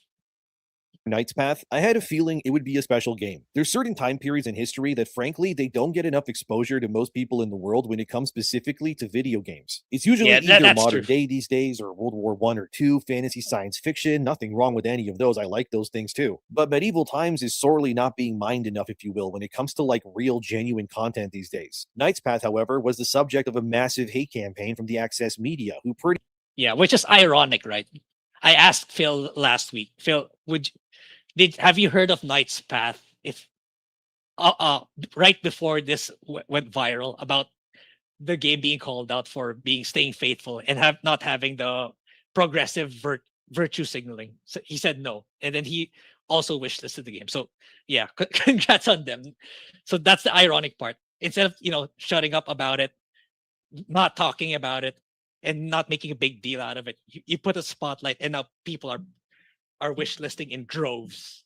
much want to see the game fail simply because the developers refuse to bend the knee. Also, I'm going to need to be using footage of other games since there just isn't enough of either game in this video to fill this whole video with content. You understand, I'm sure, but the game, as in Knight's Path, well, it still won't be out for a while. A demo is still in the works, but you shouldn't really expect this game anytime soon in 2026. It's most likely coming in 2027 at the earliest. Yeah, the team is I very think so small, too. but their passion is clearly big. The game still looks great. It promises an open world-esque sandbox. I spoke to the devs myself, and I even asked them some questions. I asked them how My only hope is that I just hope it doesn't make the same mistakes as Kingdom Come Deliverance 2, where Daniel Vavra and the team kind of had to adhere to the policy of their overlords to insert DEI elements to it. I hope they stay the same when their first game becomes successful, and then they make a sequel.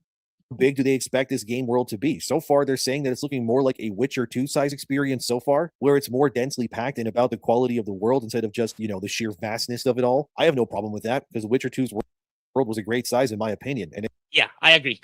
Witcher 3, I think, is too big for indie team to take on. What's gonna happen is gonna be super empty, incredible lack of detail, and yeah, Witcher 2 is just perfect. It's not as tiny as Witcher 1, but at the same time, it's substantially bigger compared to Witcher 1, but definitely not as big as Witcher 3. So yeah, I agree. Witcher 2 size of game is feasible for an indie game.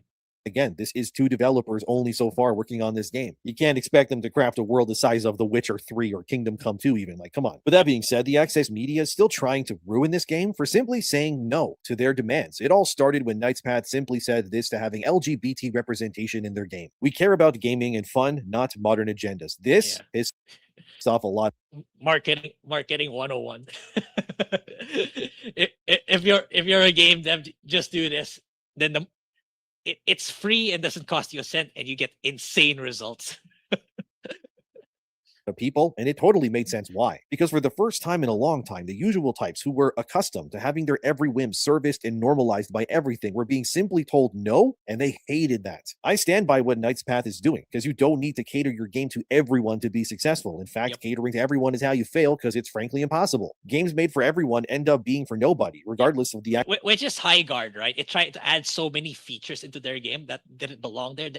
Minecraft features, Fortnite features, ARPG features. It doesn't work if you fuse that many features, because if I want to play an ARPG, I'll play an ARPG. If I want to play a looter shooter, I'll play a looter shooter. If I want to play Minecraft, I'll play Minecraft. I'm not looking for a game that does all of it. If it does all of it, I don't know what to think of it, because it's like, so what's good about it? It's just quantity. It does everything, but it doesn't do anything well. Access Media still won't stop. I mean, look at this from the gamer, as it says there. New fantasy indie game won't have LGBT representation. You say that like it's a bad thing, the gamer, when in actuality, it really... The layoffs of the gamer weren't enough. They needed to fire more people, in my opinion. Isn't. You're only mad that a developer has stood up to you guys and finally said, no, we're not going to do that. And boy, does it have you guys livid. What I loathe is how the gamer tries to paint Knight's Path, as seen here. They try to attempt to make the claim that the joy of the initial trailer going viral was somehow short-lived for these 2 developers, but it's been anything but short-lived, actually. Look at their follower count on Twitter right now, as seen here. They're now over 50K followers, up from 13K when they first initially... There we go. There we go. Low fantasy. Low fantasy. So it's in between Kingdom Come. Is that the correct way of bringing it? It's a bit more fantasy probably than Kingdom Come, but not too fantasy. I think I might be wrong on that, but that's my impression. In fact, more LGBTQ are going to play it. Yeah, the ones, the legit ones, not the one preaching, the ones who actually want to play good games, for sure.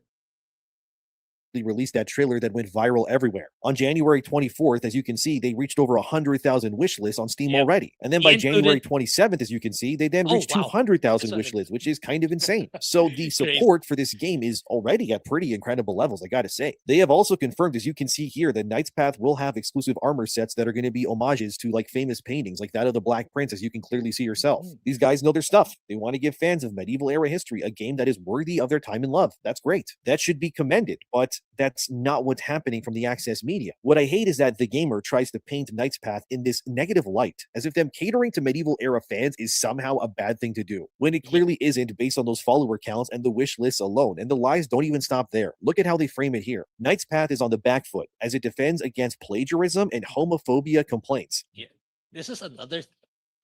What was that other game that they're saying it's plagiarized? Yeah, okay, Lords of the Fallen 2. I know there's something like we talked about it a couple of weeks ago, where they were accusing Lords of the Fallen 2 with plagiarism. The same shitty tactics, Like somewhere along the way, there's going to be an intersection with in terms of how something looks because of it's medieval, fantasy, medieval, whatever genre. You're going to have an intersection somewhere along the way. But it's blatantly copying it. I don't think so, dude. I really don't. It's crazy. They use the same strategies, the same talking points, and it never works. It never does. Backfoot how exactly? All they've done is double down on their stance when it comes to LGBT representation, which is that they're going to have none of it in the game whatsoever. They've never once bent the knee in any way to any mob and said, sorry, yes, we're going to add gay romance options. No, they never did that. The gamer is just lying here to paint a narrative and believe that they have enough influence to actualize this into some sort of reality of their own making, but I'm not going to let them. So if you could, please like the video, and if you could share it, I would really appreciate it, because I can't stand people lying like this when it comes to games that are just trying to offer a very specific experience for a certain audience. Then there's a supposed act of plagiarism, according to the gamer, which again is completely made up by them, and I can prove that. And when you read their reasoning for such claims, you can just see how baseless. Yeah, these two look terrible. Yeah, again, they're okay to make this game since it's original. It doesn't destroy an existing IP or material. Yeah, but yeah, don't expect gargantuan sales numbers. That's all I'm saying. They are. Like, let me read you the first paragraph right after they accuse Knight's Path of plagiarism and backpedaling. Like, look at this. It's hard to deny that Knight's Path looks a lot like Kingdom Come Deliverance. Sure, it's a medieval world, so there's going to be some overlap. But if you'd have shared any still from the trailer with me, aside from the one with the dragon or the giant snail, I'd have sworn blind it was from either the Warhorse-made epics. The creators of Knight's Path vehemently deny they copied it, though. What are you talking about? They copied Kingdom Come because it's set in medieval times? Do you guys hear yourselves, like, when you type these things? Before you hit publish. How do you expect the medieval times to look? What is there supposed to be machine guns or flying cars in there? I don't know. It's crazy. This is like saying that every fantasy game is a plagiarism lawsuit waiting to happen of Lord of the Rings. It makes no sense. Or that every shooter game ever made is just plagiarism of Doom or Quake or something. It's not how this works. The fact that Kingdom Come and Knight's Path are set. I don't think it does either. If anything, it looks like a lower budget version. Not in a negative way. I'm not saying it that in a negative way. It looks like it's another take. It's another take of the medieval genre. Yeah, these people are inventing stuff. Medieval times is not grounds for you as journalists. It's like, see, not enough reason to buy the game. They might. I think they might put it given the Delilah character that they showed in social media. They just might make that plot line. I would think they would. Yeah, they're not doing yourself any favors talking good games. Yeah, it's like, haven't they realized by now that it only backfires? The opposite happens. Like Hogwarts Legacy wasn't enough. Apparently, to claim that this game is plagiarizing anything of note when it isn't. The only thing the games have in common in sort of Kingdom Come 2 and Knight's Path is their era, which is obviously medieval times. That is clearly not enough evidence for you to make baseless claims claiming that they're having plagiarism or something against them. Like, that's not happening with Knight's Path. Besides, both games have entirely different views too. Kingdom Come is in first person only. Knight's Path, as far as the developers have said so far, is going to be third person only. Knight's Path is also promising to have intricate combos to their attacks and weapon styles too. Yeah. Kingdom Come is first person, so this game's gonna be third person. So there you go. It's there. That alone is already very different. So yeah, these are they really gamers, or are they just really progressives who couldn't get accepted to CNN or Fox News? I think that's the case. Yes, SMGs and flying cars. Is it? There's a medieval game that's currently on early access or about to be on early access where you play as a soldier with guns in medieval times. It knows what it is. It's funny, but I know there's a game. I forgot the name. King something. Where you play as a soldier with a tank with a machine gun where you shoot medieval soldiers. Yeah, it's funny. I forgot the name, but there is a game like that that's currently in development. And of course, the fantasy elements, like you said, the giant snails and the dragons, which I'm pretty sure you don't fight any of those in Kingdom Come games either. But again, all the gamer is doing here is just lying, which is why more people need to know about this. Like these lying journalist types, they can't get away with being so evidently mean-spirited, all because this 2 developer team said, sorry, no gay romance for you here. The crazy part is that the gamer knows that they're baseless claims that they hold no water and that they are just lying. They even quote Knight's Path's own creators who responded to being similar to Kingdom Come, where they said this: we have a lot of respect for Kingdom Come Deliverance and are genuinely grateful for how it helped show the Middle Ages as they actually were. The same goes for projects like Manor Lords, Half Sword, and Blight Survival. Their statement begins: Knight's Path, even as a low fantasy world, comes from why didn't these journalists call out these other games then? Like, I'm pretty sure there's designs that look similar somewhere along the way. So yeah, why are you calling out this game only in particular? I wonder why. Kingmakers, yes, thank you, Rapnet. Yeah, Kingmakers. Yeah. I think that's gonna be a fun game. Maybe I should wish list that game. the same place of respect for history, medieval architecture, and armor. Any similarities do not come from copying, but from drawing from the same real-world past. So you openly accuse them of stealing concepts and all this plagiarism stuff, saying that they're on the back foot apparently. Then you admit that your own claims are baseless and that the only connection Knight's Path has to Kingdom Come, or any medieval game for that matter, is that they share the same era of time. You are spineless, delusional, evil people over there at the Gamer. Like, no wonder you guys had those mass layoffs already. Not enough. Not enough. And it sickens me that despite seeing your own colleagues becoming unemployed for their own bad journalism, you morons are learning nothing over there still. Instead, you just keep lying like this, and it needs to stop because Knight's Path has had nothing but positive and respectful to what they want to represent in their game. Like, look here at the post that the Gamer is pulling from where I highlighted. Knight's Path is not attacking anybody here. They clearly state that their goal is to make medieval armor as popular as World War II designs and such as. Yeah, okay. We honestly hope this approach continues to grow and even reaches the movie industry. Yeah, to be despite the the setbacks of Kingdom Come 2, I think the medieval period became a lot more popular because of Kingdom Come Deliverance. So yeah. So they're just trying to double down on that to make it even more mainstream, which I think is a good thing. Especially, it's Western history. It'll resonate to a lot of people. As well. And as it says there in the second paragraph that I also highlighted, they're confident that once people play the game, that they'll realize just how different Knight's Path will be to Kingdom Come Deliverance or whatever other medieval game, and I can only assume that they will do that. The Gamer then claims, as you can see, that the response to LGBT romance was a strange comment by Knight's Path, but it wasn't. It was actually the developers setting realistic expectations. They didn't want to promise something that they couldn't or wouldn't deliver. The Gamer would then say this: of course, Knight's Path is under no obligation to include anything, but this particular phrasing seems like a dog whistle for the Gamergate crowd and shows ignorance of the relationships that were actually happening at the time. A cursory. Let's be real. Like, during that time, is it really that prominent? Is LGBTQ really prominent? I don't look back in the day, right? If you got caught engaging in these relationships, you would be executed or burned into the fire. So it's very rare that it actually happened. And if it did, it was hidden. Of course, they didn't want it to make it public.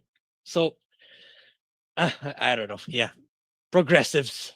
Google search on the topic shows dozens of real historical recollections of homosexual relationships. And while they may have been looked down upon, they were certainly a big part of the time. Okay there. Interesting that you admit that the game is under no obligation to include anything, as you just said, but immediately then try to turn it into a culture war talking point. Like, it's simply, they don't want to do that and you're not happy with it. It would be just as valid of them, like the Knight's Path people, to respond to someone asking for like a machine gun in the game and the developers going, no, we're not going to do that either because it's not historically correct, obviously. You were just simply mad because you were not being catered to by a modern video game, and that angers these types of people like nothing else in the world. The Gamer then tries to say that the tweet did not go over well when it actually did. As I just showed you, they exploded in follower counts and got over 200,000 wish lists already. I don't know about you guys. I wouldn't call that bad optics. They increased their reach tenfold. Even the Gamer's own comments on their article. And ironically, you guys were the cause of that because like no one was paying attention to this game until you guys put a spotlight on it. Yeah, that's the irony of it. You guys marketed this game for free and on a massive scale. No, they were not part of it big time. Yeah, exactly. Back then, the perception of these relationships are really, really bad. And even up to now. And they're just making it worse, given their discourse and their tactics. They're just making it worse. Like, it just back then, it was like far less merciful. It's far more merciless where, yeah, you get beheaded, you get executed. They do really bad stuff to you if you get caught doing these things. So it's definitely not a big thing back in the day. They can see through their own BS. Like, look at this. The top comment there. Just lying, complete the false articles. They're not even trying. Yeah, exactly. It's like the gamer itself should just shut down entirely. Just keep the people who make walkthroughs of video games. Because sometimes when I search for walkthroughs, their site pops up. That's the only usefulness they've got. They should stop writing articles. The church would exactly. It's not a popular thing. It's not a big thing back in the day. Because if you get caught and if it's taboo in general, you're pretty much dead or excommunicated at the very least.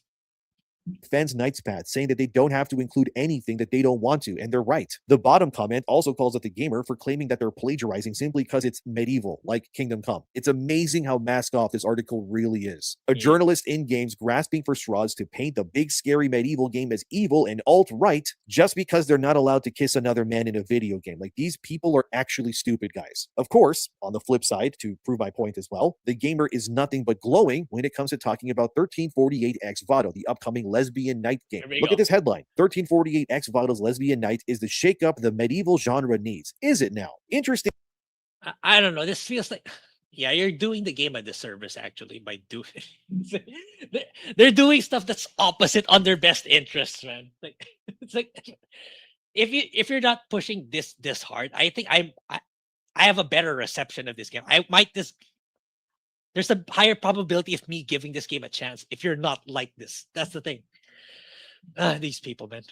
How the game that wants to double down on real combat and armor sets is not what we need apparently, but the game that conveniently upholds your politics and ways of life does instead. The gamer likingly, jokingly, at least I hope it's a joke anyways, brings it up twice as seen here in the opening of their article, that there were plenty of female knights apparently, and they even used Chappelle Roan, who's a music artist, as being representation of a female knight, which that has to be a joke. I should also say I have no ill will towards 1348X Vado at all. Okay? Exactly. Instead, my issue lies solely with games journalists that are Yeah, exactly. It's like, for me, you're okay to make this game. Like, as long as you're open to the feedback or you don't expect, sales to explode, you're free to do whatever you want in life. If you want to make this game with this visual art style, with this character, with this story, sure.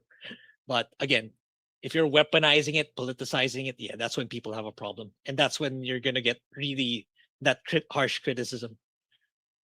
It looks bad. Yeah, I'm not saying that I'm invested in this game. I'm not saying I'm gonna get it, but if you're gonna convince me to get this game, the gamer's doing the exact opposite. How does a genre need a shakeup? That's hardly even an established genre. Yeah, we're only getting these games in recent memory. Like 20 years ago, we don't get games like these before. We hardly get any, and at most it's like medieval, the strategy game, not the truly immersive sim type like these games that are popping up. The dev and fandom's ruining that game, like what happened to Signalis and Ultra Kill. I'm not sure with those two games, but yeah, for this one, they're not learning from the past, where this is not how you market your game, especially if it's like visually speaking, it's culturally divisive. This is not how you go about it. This is not the game they started making. I'm not. Maybe they made changes. I don't know. I don't know the full history of this game. This game came to the spotlight because of the discourse. I know of two female warriors, not really common throughout history. Yeah, it's very far in between, man. It really is. But again, yeah, since this is a new IP, I have more leniency towards it. They're not massacring an existing IP or an existing true story. At least there's that. Instead, using this game as some sort of weapon to strike their politically adjacent enemies. But it does need to be said that knights as a concept in reality were primarily male by birth, and that's just the truth. To understand this issue, we have to start with what a knight really even was in medieval times. In medieval Europe, okay, knighthood was a social and a military status. It was inherently tied to their education, the noble birth, and the feudal obligations of these nobly born people. Knights would undergo a ceremonial oath as well, and they were also expected to serve their lords with arms, obviously, by going into battle, even from a young age too. While modern usage often, generalizes what a knight is, like they do pretty much everything else, let's be real, historically, a knight wasn't simply just a fighter in armor. Yeah, because that's the depiction in video games, like people in armor working for a king. You don't really know much else about what they went through in life. So yeah, I think there's a market for games like that kind of, it's in an immersive way tells that story when you start from childhood, the education, what they have to go through to achieve that knighthood. I think there's still a huge market for those games for sure. Yes, but it was a noble rank that had specific expectations and privileges. They were given to those who bore the title, and yes, they were also primarily male to no one's surprise. One of the only all-female groups that weren't necessarily knights but were rewarded titles and honor for their valor in combat was the Order of the Hatchet. Here's a drawing of one of these Spanish women that were a part of that group, like, a long time ago, obviously. But anyways, as the Wikipedia article for this order says, which also funnily admits at the top there that it's inaccurate and lacks real historical context, so take this with a grain of salt, I guess. It's not even, it doesn't even have the hard fact. So yeah, but it's a knighthood it's a male field by default. Like it's gonna be very, very few females, if ever there were any back in the day. Yeah, I know Joan of Arc is like they're in the TV in entertainment, like they kind of romanticize her. But as far as I'm not a history guru, but as far as I know, it's kind of over romanticized. I know as far as I know, she didn't really participate in the battles, but I could be wrong. But the way entertainment makes her out to be, it's much more romantic and fantasized. At least that's what I know, if you will. But apparently there were these Spanish women in a village that defended their home of Tortosa in Catalonia when Muslims attacked them back in the day. And these women bravely took up hatches, hence the name obviously, and then dressed themselves as men and then fought back against these Muslim invaders, to which they actually won and successfully drove them back, which is kind of embarrassing, honestly. But anyways, these women were then honored for their valiant efforts, according to history. As it says there, they got privileges and tax exemptions, among other things, but it was not a military order. So technically they weren't knights, but I guess more like guerrilla warfare. Either way, they held those invaders back, apparently, according to the history. But these women were not knights in the conventional feudal sense. These honors were specific to, local context in which they lived in. So it was not part of the mainstream chivalry system, if you will. Like this article here states, asking if there were any female Templars at all. It turns out female knights didn't really exist. They could be warriors. I mean, if they wanted to, they could, attack somebody, I guess, with a sword, but none of them were knighted. That's the point. As stated here, there were no female knights whatsoever. Women were usually relegated to helping the Knights Templar in other ways, like... Yeah, this kind of reminds me of the discourse with the Custodes, I believe, in Warhammer 40k. It's just the same thing. They really want to invade every IP possible with their, progressive virtue signaling. It's exhausting. It really is. Nations for the cause, or by helping the sick, and that sort of thing, because obviously they would get into battle. Okay, yeah, that's true. Especially in the context of like the Scandinavian and the Vikings. I can see that happening, but yeah, they never. I don't think they got formal knighthood per se. If ever they fought off some men, maybe at most. Yeah, I agree with that. And need help, but the only versions of female knights come from fictional stories written by authors or games like Ex Voto, I guess. As seen here from some examples, most examples of female knights were just stories written by authors to, spin a tale and make some money. And they even have... Yeah, these are all, it's, if ever it's just fictionalized or over romanticized for sure. Because like, I mean, in reality, men are just simply, have the physique to fight over females. And yeah, that's how do we drive that point to these people? I don't know. Knights got to show the leads why edges are better than centimeters. Yeah, absolutely, especially during those times. Have there listed Cassandra de Mornay from Assassin's Creed Unity, who again is not a real person, but she was a part of the Templar Order in that game, which was not real, obviously. But anyways, either way, the concept was never applied to women in reality, and it was the same also, by the way, with female ninjas. Female ninjas, or shinobis, or as they called them, kunoichis, like those weren't real either. They were only popularized by famous Japanese novels, but they never actually existed. And the same thing here with knights. So what Ex Voto is, no matter how they try to paint it, I guess, it is still a fictional story about something that never actually existed. It's always fiction. Like even Assassin's Creed Mirage, the head of the Order of the Ancients, which is the Templars in Assassin's Creed Mirage, is a noble female. It's like a female leader in the Middle East. Like, really? Even now, right? There's not any female leaders in the Middle East. Let's be real. Which I mean is fine, I guess. It is a video game after all, but seeing these sites run like all this defense for Ex Voto is some shining example, which is kind of just more perplexing than really anything else. And then some will say, well, what about Joan of Arc? But I hate to say it, guys, but she wasn't a knight either. Yes. There we go. Okay, yeah. I as far as I know, Joan of Arc wasn't really a fighter. They make it seem like in some cartoons and TV shows or in historical, fictionalized shows, but As far as I know, she wasn't really. Joan of Arc did use Templar symbols and stuff like that in her activism, but there isn't any actual evidence that suggests that Joan of Arc fought in any real battle with like sword in hand against anyone. Even as Google says here, when you search that up, they confirm too that Joan of Arc was present during the battles. Like, yes, she was there, but she didn't actually go and fight anyone herself. Instead, she was mostly an activist who used her popularity to inspire others. But she was not an actual warrior. So again, she was not a knight. Google does try to soften the idea that Joan wasn't a real warrior, but as you can see in the highlighted part there at the bottom, Google is like, sure, she got hit with an arrow in the shoulder or whatever, but no, she never hit anyone with a sword or, actually fought in combat. Again, it doesn't undermine what she did, but still, it should be said, not a knight, either way, no matter how you slice it. So Ex Voto from its inception is just more fantasy than anything else, and that's just what it is. A female knight never existed. A female warrior, maybe, like I said, but not a knight, sorry. Although, unsurprisingly, as the gamer says there, we actually do need... Oh, God. Yeah, you're doing a game a disservice. This looks like the Gamer article. Yeah, you're shooting down the game you want to succeed. Oh God, just reading this phrase, like, okay, I don't want to play the game. If you, I don't want to play the game. I have no interest. If whatever slight interest I had, it's gone. It's because of you guys. Okay, we already read that. Oops. It's okay. Neo 3 is getting everything that Assassin's Creed got wrong. Yeah, I heard Neo 3 returned the boob slider. So, yeah. I think Neo 3 is the better game compared to Code Vein 2. And yeah, I think they got Yasuke right. they probably got Yasuke right. Daitaka is I don't know who Daitaka is, if that's a reference.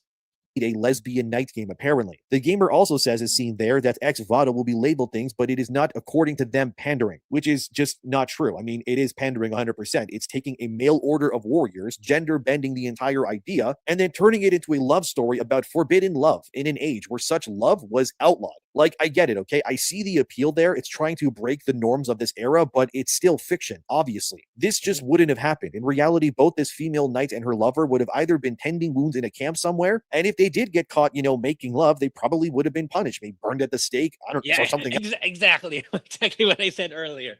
Else, I don't know, but either way, it wouldn't have happened. But still, seeing a skinny woman in armor with a sword taking out fully grown men, it's just never not going to look ridiculous to me, no matter what the context. Again, not saying the game will be bad or that you should boycott it. No, I'm not saying that. But can we not pretend that this is just, some genre-breaking idea? It is just pandering to what some people want to see in this modern era, because let's be real, that is what it is. Either way, I still find it dumb that the Ex Voto dev said is seen here that they don't forget to wish. Yeah, whoever's handling their social media, fired them. Hire the guy who's handling Knight's Path. Like, you're not doing the game any favors by upsetting the people you want to play your games like this. Don't forget to wish list and note the release on your modern day agenda. Heart emojis. Like, do you really want to stoke the flames of division and people not get your game? Like, look, I'm kind of vouching your game already, in the sense that I'm not saying that you shouldn't make this game, because again, like, you're not destroying any existing franchise. So I think it's okay. So in a way, I'm already vouching for your game. But being like this, be using this as your social media tactic, you're setting yourself up for defeat. I don't know what else to say. List and note the release date on your modern agenda, which was a dig at Knight's Path, obviously, because that was. And I mean, the gamer isn't even subtle about their bias. Like, look here where I highlighted as well. They fully admit that they have been pandered here too, and they are more interested in this game simply because of its queer elements. And look, I get it. Not attacking the game or nothing. I get it though. But there's no point in trying to deny that it's so obvious that the gamer hates Night Path because it's not queer, and they love Ex Voto because of the sensational elements that would never have existed in real life to tell such a story in the first place. You just got to admit, you like being pandered like this. It's just the truth. And hey, it is what it is. But I would rather they, as in journalists, not attack. Actually, now that I think about it, now that you mentioned all that, it's okay for them to promote I keep forgetting the Vodoko game. I forgot the name. It's okay if they want to keep pushing that game because of the queer stuff and ugly lesbian, but you don't have to do it at the expense of Knight's Path. You don't have to shit on Knight's Path just because it doesn't adhere to your politics or it doesn't have the feature that you want in video games. It's fine if you want to push that game because you feel validated because of the video game, but You don't have to bring down another video game just for that. Other games that are not being made for them when they so clearly admit by attacking other games and praising others that they do in fact have bias when it comes to their reporting. And they do actually give favoritism to whichever game or piece of media bends to their ideals. Either way, if I had to guess, Xvado will have you killing a lot of white men in Mortal Kombat probably, which I'm sure the Access media is going to love that like they always do. They'll probably give the game high marks to boost it up to make people check it out due to what it pushes. And I can also assume when Knight's Path releases, it will be lambasted and scored lower on purpose to dissuade people from trying it out too. Either way, like always, the Access media types are they just keep proving why it's impossible to take them seriously anymore and why people are just, not listening to them as often because they kind of lie all the time. Again, all right, I don't hate either of these games. Both games can exist, but it is very obvious that there is a clear winner here when it comes to what the Access media prefers. And it's to nobody's surprise the game that caters to these people's tastes like they're addicts who need their hit all the time. But how the game represented Knight's Path here, it is still appalling. It was all in bad faith. They accuse the developers of things they never did. They did a good job of promoting it though and making sure that the devs have a future. Just saying. And then they couldn't even back up their own claims in the same article, man. Like, come on. I would say shame on the gamer, but honestly, I think just working for that website alone is probably shame enough. Either way, I just want you guys to know what's going on here, and please always come to your own conclusions and try to cut through the noise here, because your money and your time matters, and so do, and your opinions do as well, guys. Like, voice your concerns, okay? Speak your minds. Question anything you see or want, and never let anyone tell you otherwise. Always look into things. But thanks for watching. Subscribe. Take care of yourselves. And I know the Access media wishes that we were as stupid as they are, but unfortunately for them, the tide is turning, and boy, do they hate that, don't they? Yep. Subscribe to Indina, but I'm pretty sure everyone here already is. So yeah, it's they did the exact opposite for the game, for both games. They wanted to shit on Knight's Path. It got marketed to oblivion. It got marketed like crazy, and then Xvado, it's not getting the light of day, or at least it's not going to get at for.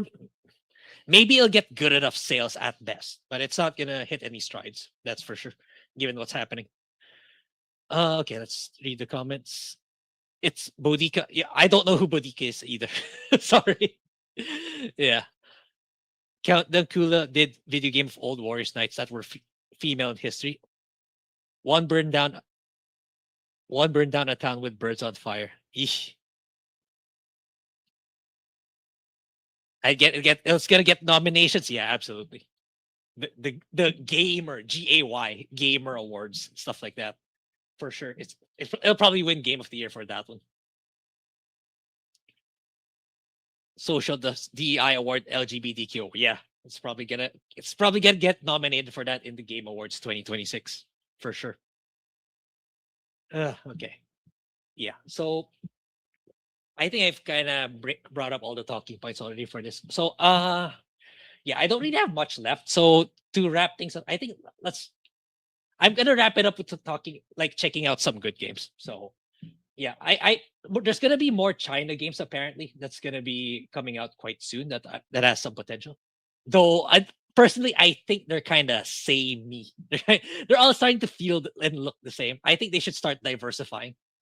So the first one is Getting God's Necha. Necha's starting to get a lot more limelight in recent. Like, I know Phil really liked the movie, the first two movies, so now it's getting a video game equivalent, so which is good.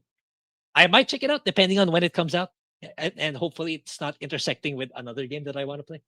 So let's check this out.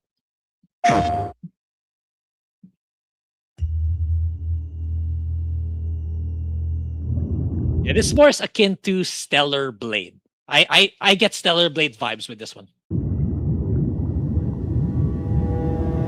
Doesn't seem like a Souls game. The whole world is a lie. What we call civilization is just a grand illusion, a mirage. Yeah, looks all right. If you kind of looks like Black Myth Wukong-ish. That's more high fantasy. Could remain alive.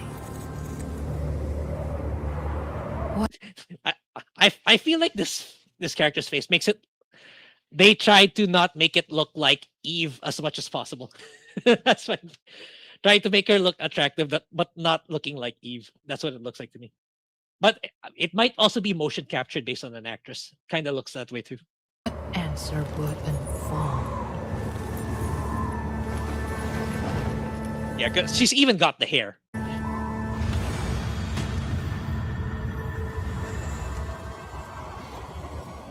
Or is the answer home? Written in the soil.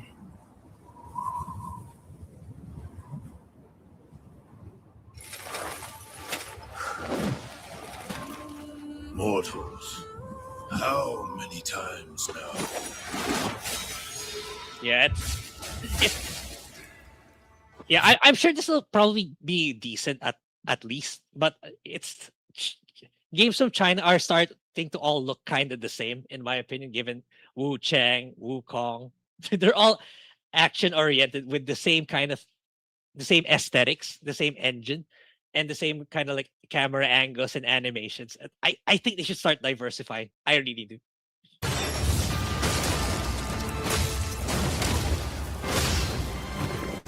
Yeah, this doesn't look like a Souls game to me, given the animations. This kind of plays more like Stellar Blade. What they told wrong cannot be wrong. Game needs more bikini armor for sure. I'm pretty sure they will. They did it with Wu Chang, so can't wait to see Phil's cameo in the game. True. Cuts deeper than the blade into my head. Phil's probably playing this. I'm pretty sure he will, given he likes Necha as the source material and the story. So and he plays a chick, and it's an action Chinese game. So I can't see Phil not streaming this game. Yeah, Phil, this is 100% a Phil game. My head molders in Changyang Hill. Your name will mold a memory.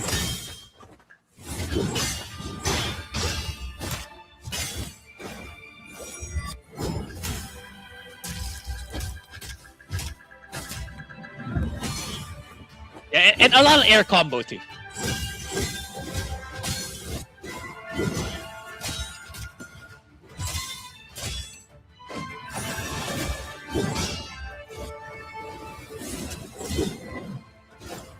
Yeah, and I feel the perfect dodge is the same. I feel it's the same as Stellar Blade. So, yeah, I'm really getting Stellar Blade vibes here. It's like Stellar Blade, but if it's in like Chinese mythology, instead of post-apocalyptic.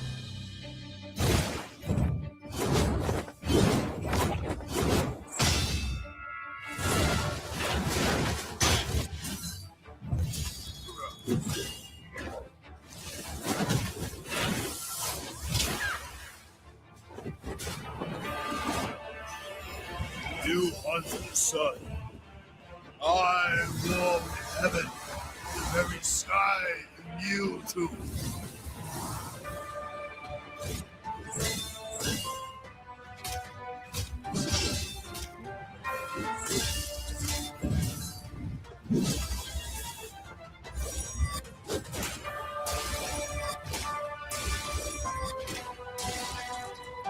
We are whole power. The sun for its light. You for your duty. I for my defiance.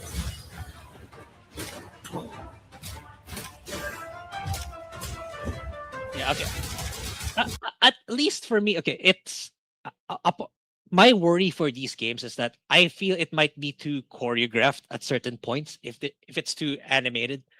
I think that's one of my concerns with Tides of Annihilation. I feel like it's highly animated, a lot of moving parts during the gameplay, but I feel like a part of me feels like Tides of Annihilation, the incoming one with Jennifer English as the main actress. I feel like it's gonna be somewhat of like a movie game-ish. So that's my worry. But this one, I think it kind of strikes the balance well. I don't know, but it's less worrisome here, or based on this trailer.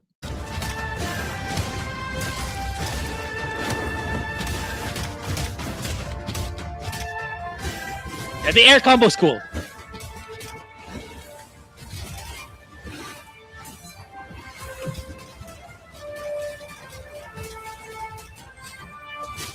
Yeah, I like this final part.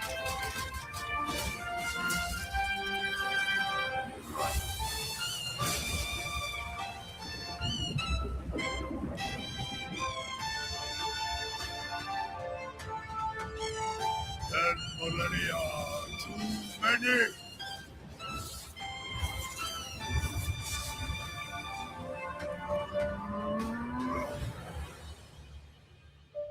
10,000 years are too long.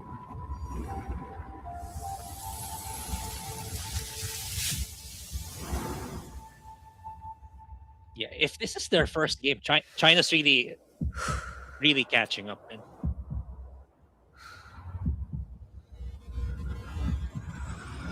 This ends now. I don't know if this is their first game too, but yeah, China's really catching up. But yeah, again, I think they're leaning more towards too much on the action side. I think they need to diversify. I think there's another game called Sword and Fairy remake. That's kind of they're kind of replicating Expedition 33. So for me, it's like at least they're trying to diversify. That's all. At least rather than everything has to be action, everything has to be Souls-like, which I think they're just gonna saturate their own market if they do that. So I think they really need to try out new genres. Take my butt bounce, yeah, for sure. Combat looks fine. Very similar aesthetic to the medieval action fantasy China. Yeah, exactly. It's starting. Look, it looks nice. Don't get me wrong. It looks great, but it's starting to feel like they're the same. It's getting harder to distinguish from one another because I think they use the same style, the same animation, the same engine. So yeah, I think China should focus more on diversifying now. They should try something new, maybe cell shaded or another genre, not necessarily action. But yeah, it is what it is. I mean, I'd still take this over the woke games, at least over the High Guards or the Ex Voto. I'd take these for sure. Okay, there's another one. This it's more akin to what game was I thinking of when I what game was I? Oh, Assassin's Creed. It's akin. I get reminded of Assassin's Creed for this one. So yeah. I think China's really catching up really fast, or at least it should be outside of the box for another action. Yeah, I think so too. Yeah, because for now they're focusing on high fantasy and mythology. Maybe another theme, maybe sci-fi. It'll do them a lot of good to spice things up. Not just everything is the same. Yeah, so this is a Whisper of Fall, Jin Yi Wei. So I'm not sure. That's how I read it in Pinyin anyway. Jin Yi Wei. So yeah, more Chinese, but I think this one is more grounded because it's more of like the feudal era. 我是为了拿回自己的东西，你呢？为了什么？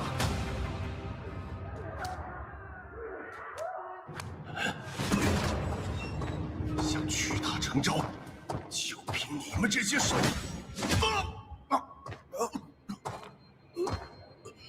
写。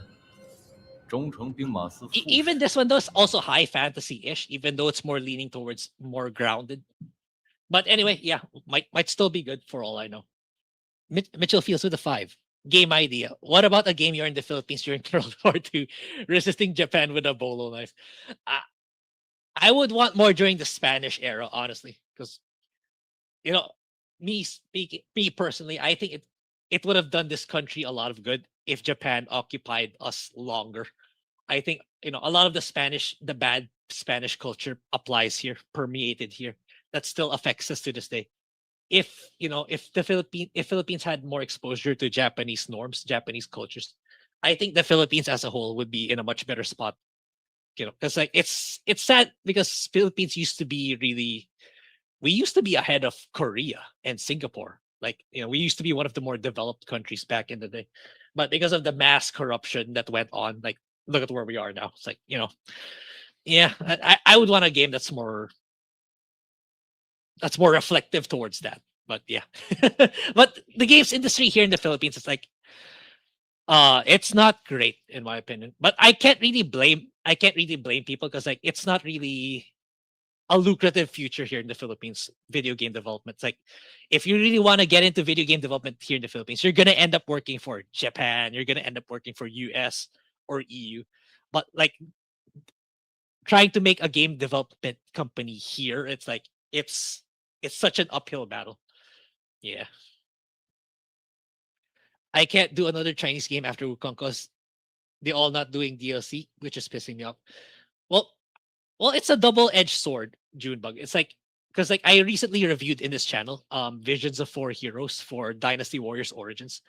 I think it's really expensive. It's really I just didn't hammer it as hard because I bought it at a much expensive price.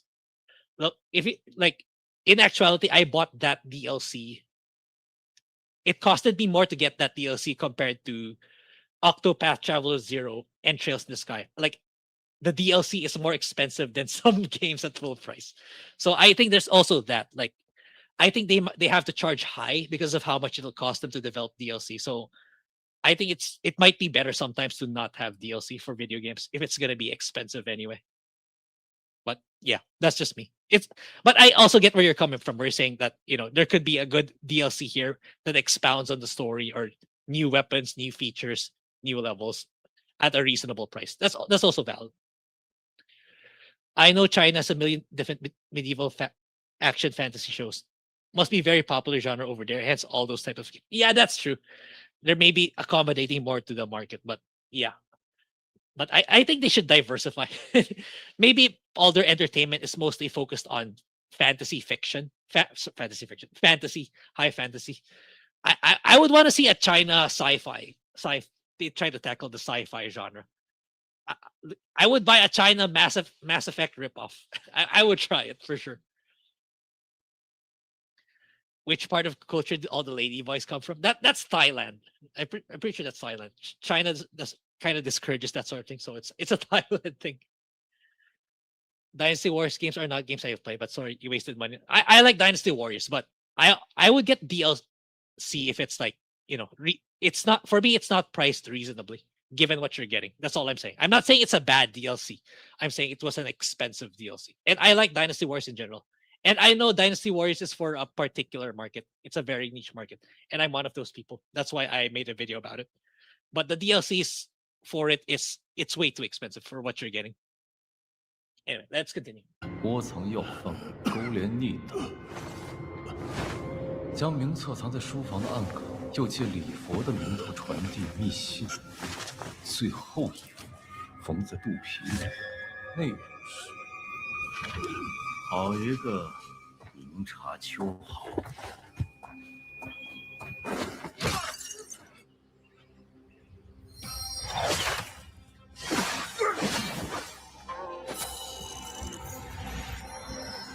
Yeah, I think this game is going to be compared a lot to Assassin's Creed Shadows. Was it over? It's $35. It's $35. Half the price of the full game, and you get like what, 1/5 of the gaming content of the original game. So yeah, really, really expensive.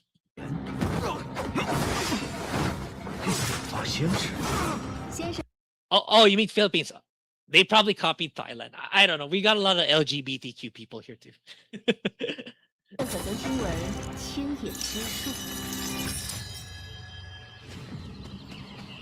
站住！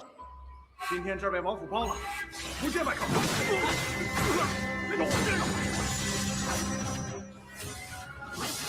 Yeah, Phil's probably gonna play this too, I imagine.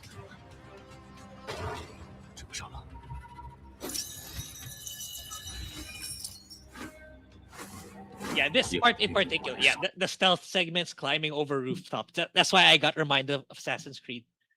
So I think this one's inspired by Assassin's Creed. I just hope it's not inspired by Shadows in terms of storytelling.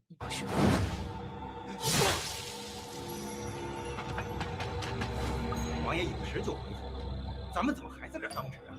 哎，别乱说。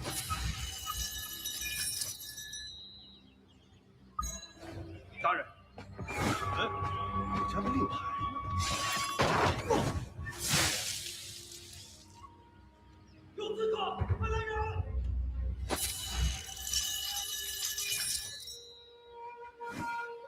Yeah, did he just I'm not. He just teleported it. That's a bit too convenient in my opinion. 还不止如此。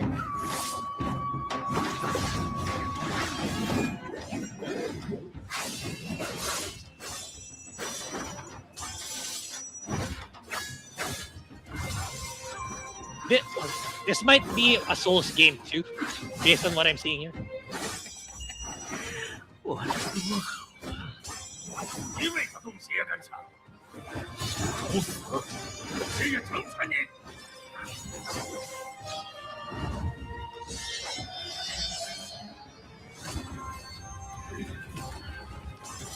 怎么见过这么多人？光头小儿，你敢欺我！走到这最后一步，还有谁可以帮你？一定有办法。这个办法不在庙堂，在那些没人在意的地方，在那些在几乎明之辈身上。相信。Yeah, I think this is more of a Souls game compared to the earlier game. The early game is it's more looking like playing it on the easier side, more like Stellar Blade. This one's more like Assassin's Creed Souls like. I think it's a mix of the two. That's what I'm getting.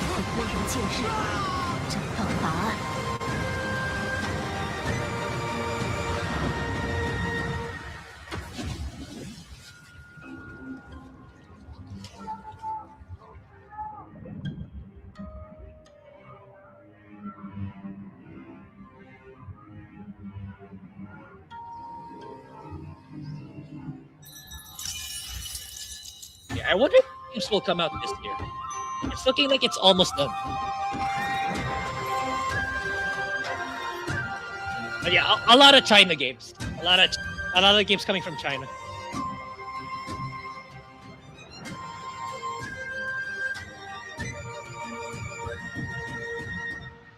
Yeah, like it's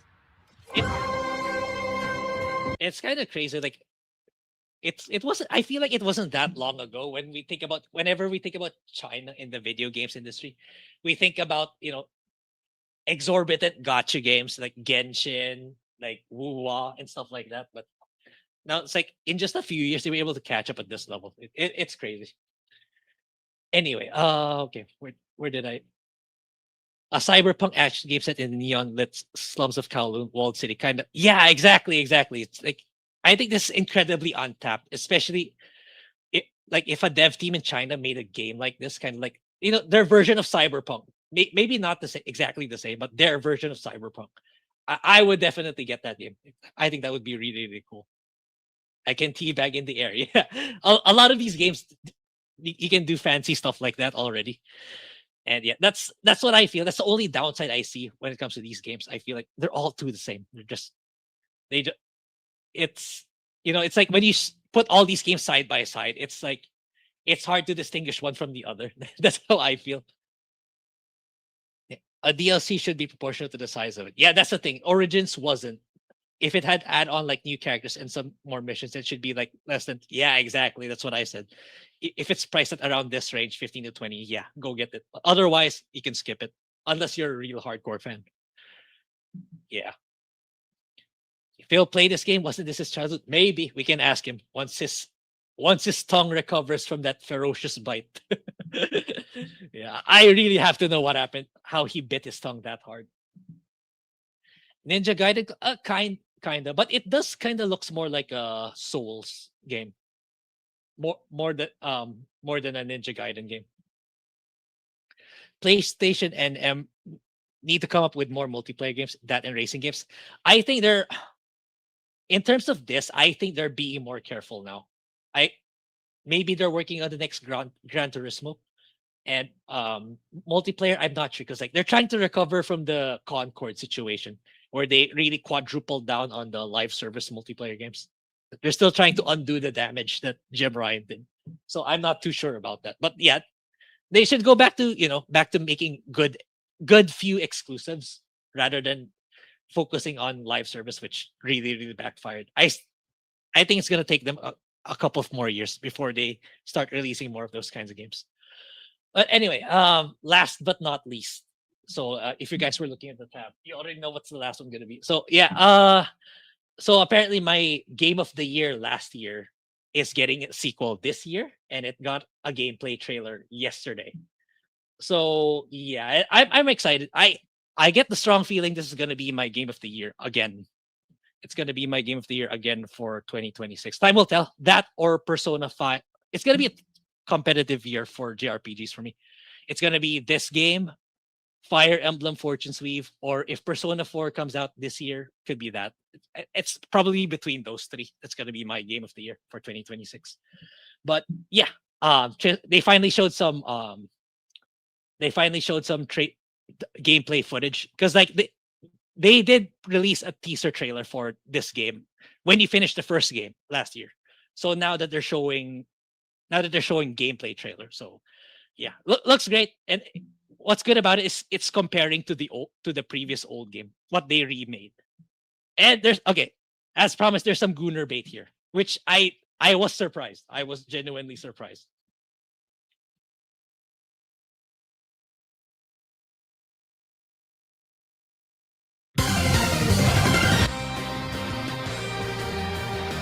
It looks.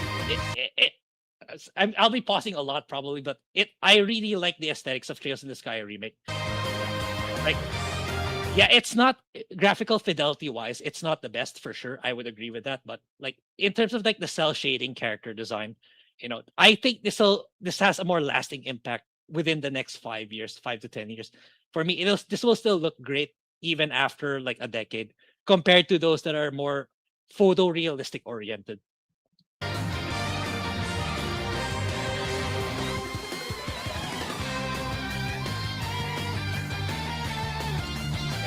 Looking really good.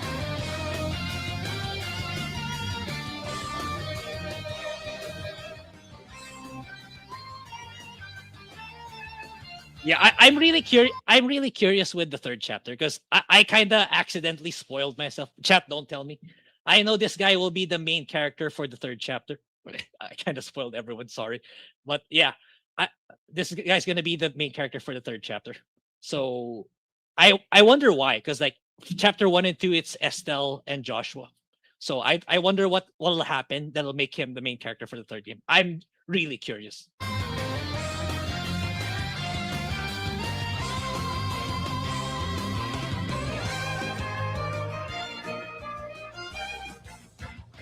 And what I like about Trails in the Sky is that it really values the continuity of the story.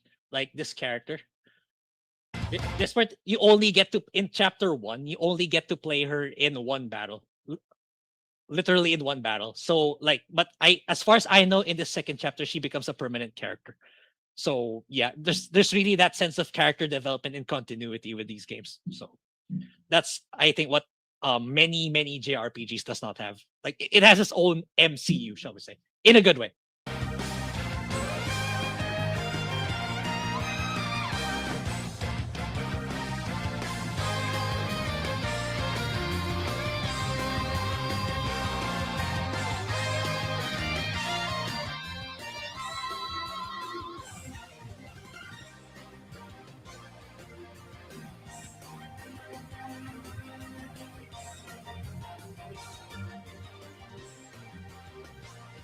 Yeah, and it's like I want to support games that don't, that I want to support devs that use their own in-house developed engine rather than all of them relying on Unreal Engine 5. Because like if all games are running on Unreal Engine 5, then all games eventually are gonna look so samey. So these are one of the few devs that are using their own in-house engine. So I do want to support it as much as possible. Oh yeah, this one.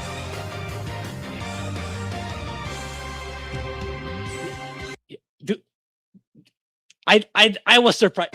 I was surprised with these. Okay, like they did not show this in the first trailer. Okay, they were hiding these on purpose. They were hiding these on purpose in the first trailer. Like it's either her back was facing or it was blocked by her fan. I didn't know that she was hiding these. Yeah, that's another reason why I like Neon Falcom now, because like they designed their female characters like holy shit. Holy shit.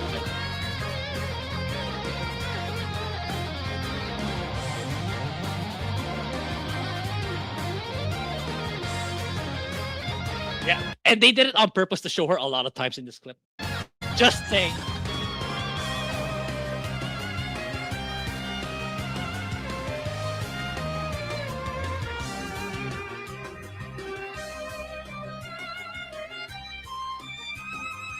Yeah, game's looking really good though. Looking to be more higher stakes compared to the first game. Yeah, they really showed her a lot, whoever she is.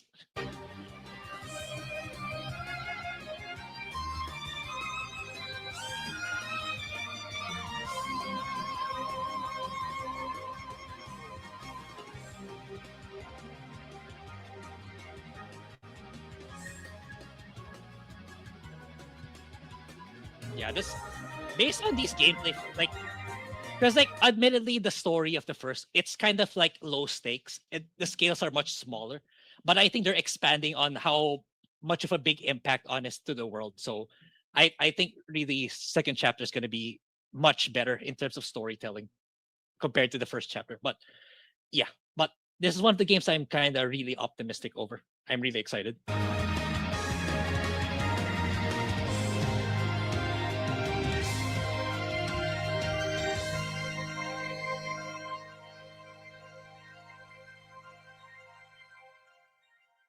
Yeah, there we go. Yeah, the first chapter came out September, I believe. So so the second one should be somewhere close, either between September to November, is my guess. Yeah. Anyway, so yeah, I think that's a good place to call it. Yeah. So I will be back next week. Okay, wait. Before that, let's me see the comments. Oh, thank you for sharing my links, Beeman, and Phil's links for sure. Yeah, art style's good. Yeah, I keep saying this in my channels. I feel like I keep repeating.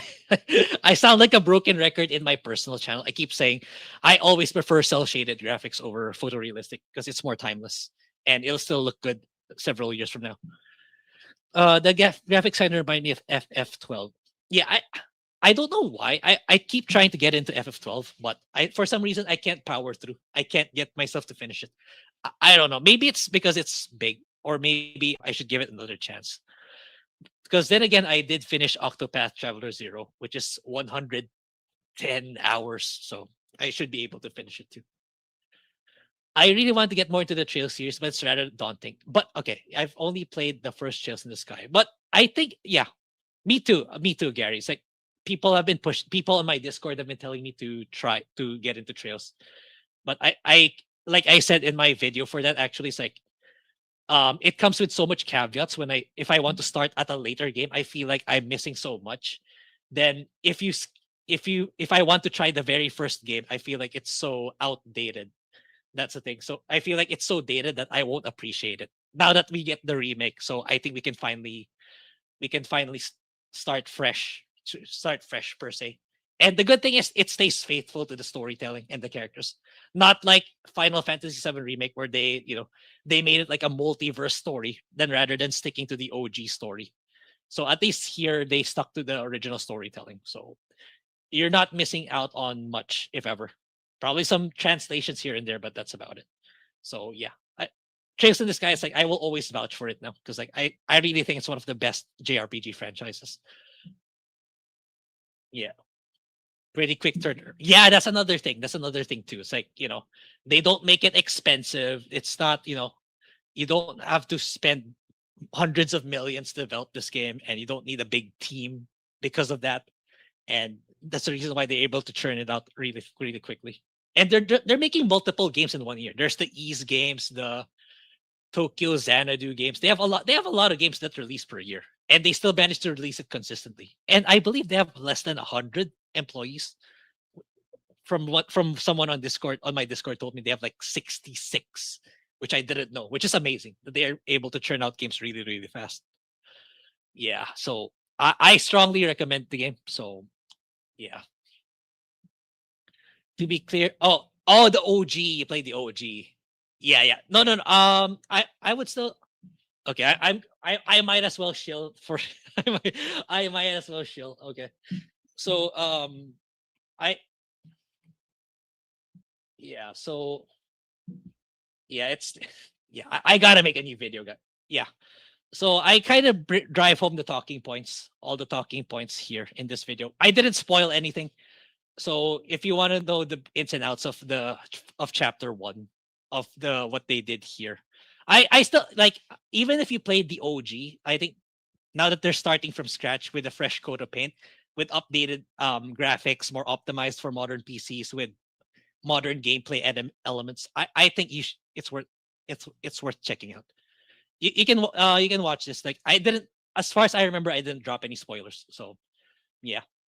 And though I think when I make the video for chapter 2, I'm gonna have to dive into spoilers, because like I can't not talk about the plot of chapter 2 by not talking about chapter 1, is what I feel. But yeah, I pretty much nailed it down in that video. Yeah, so that's about it. So I pretty much promoted my stuff anyway. So yeah, thank you guys for sticking with me. For those who yeah, sorry for the tech issues. It's now I know. Now I know that whenever I do StreamYard streams, it has to be through Google Chrome, so that when I'm presenting videos, or yeah, that anything that requires volume, I can only do it through Google Chrome. And yeah, that's about it for yeah, I don't think I can. Can I rate some? Is someone online? That's the question. And am I even showing that I'm live? Is wait, is someone on? Okay, not really a lot of people, and I'm not really. Yeah, okay. Yeah, I think I'll just call it here. So thanks guys for staying, for checking me out. So Phil should be back next week. I don't think the Soul and Tongue is that bad where he can't go for another week. So Phil will be back next week, and we can ask him like, how did he how did he bite his tongue so hard that he had to skip the podcast. But he also said he had some relatives from Switzerland, so that's another reason. So that's why I said, okay, I'll fly solo for today. Dax is live. Okay, wait. The thing is, I'm not on YouTube right now. I'm just on StreamYard. So let me see if I can still raid people. Can I? Let me see if I.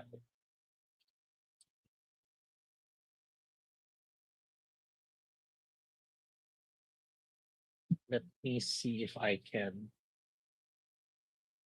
Yeah. Okay. Oh, there's still 30 of you guys here. Look, that's still a lot, considering it's just me. Can I? The thing is, I didn't. Wait. Let me check YouTube Studio. Can I? The thing is, I opened it through Streamlabs, not through YouTube. So I don't know if I can raid people. Oh, I don't think I can. Or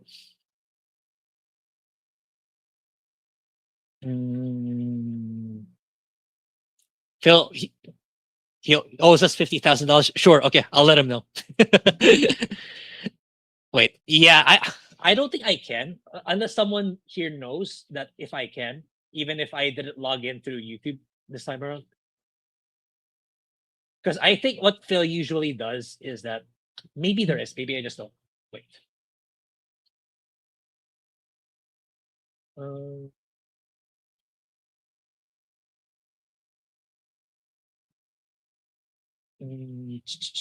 Let me see.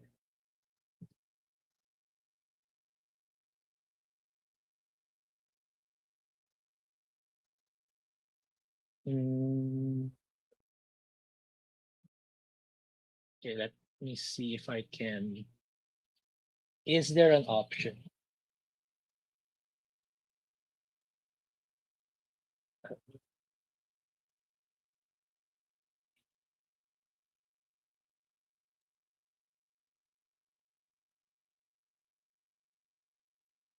Or maybe I just forgot how to redirect again. Wait. Let me see.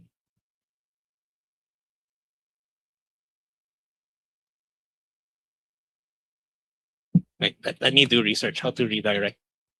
Oh, Hollow Ninja. Hi. Sorry, but I'm about to wrap things up. I'm about to redirect to another live stream. Go to content. Go to, okay. Yeah, but hope you're doing okay. Hope you're doing well. Yeah, I just talked about some games before I wrap things up. Click content, go to live.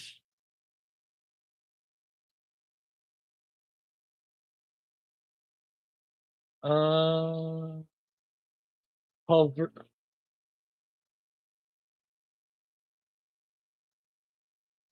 Zach is already over. Okay, never mind. My bad. Okay, sorry. Okay, let's wrap things up. Late work at night. Okay, hope you're having.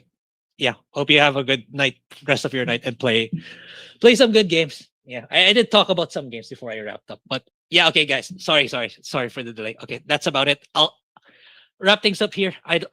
Yeah. So, thank you guys so much. I'll see which one will make good segments, but yeah, I should do that. But I'll stay tuned for Code Vein 2. I will be making a Code Vein 2 video, which is I'll leave it up to you. It's like for me, it's kind of mid. It's okay. It's not terrible, but it's not the best either. There are other better games out there. So it'll ultimately be up to you if you want to get the game or not. So yeah, thank you so much. Thank you, Gary. Thank you, San. Okay, I thank you, Mitchell Fields, Mad Frog, for the super chats. And sorry earlier for the ones who super chatted earlier. Yeah, thank you also. So I wasn't able to take note because I rebooted the stream, but thank you again also so much. And yeah, I'll see you guys next time. Well, when Phil's back. And yeah, we'll we'll probably review A Knight of the Seven Kingdoms, because Phil wanted to review that, just that we didn't get the chance yet.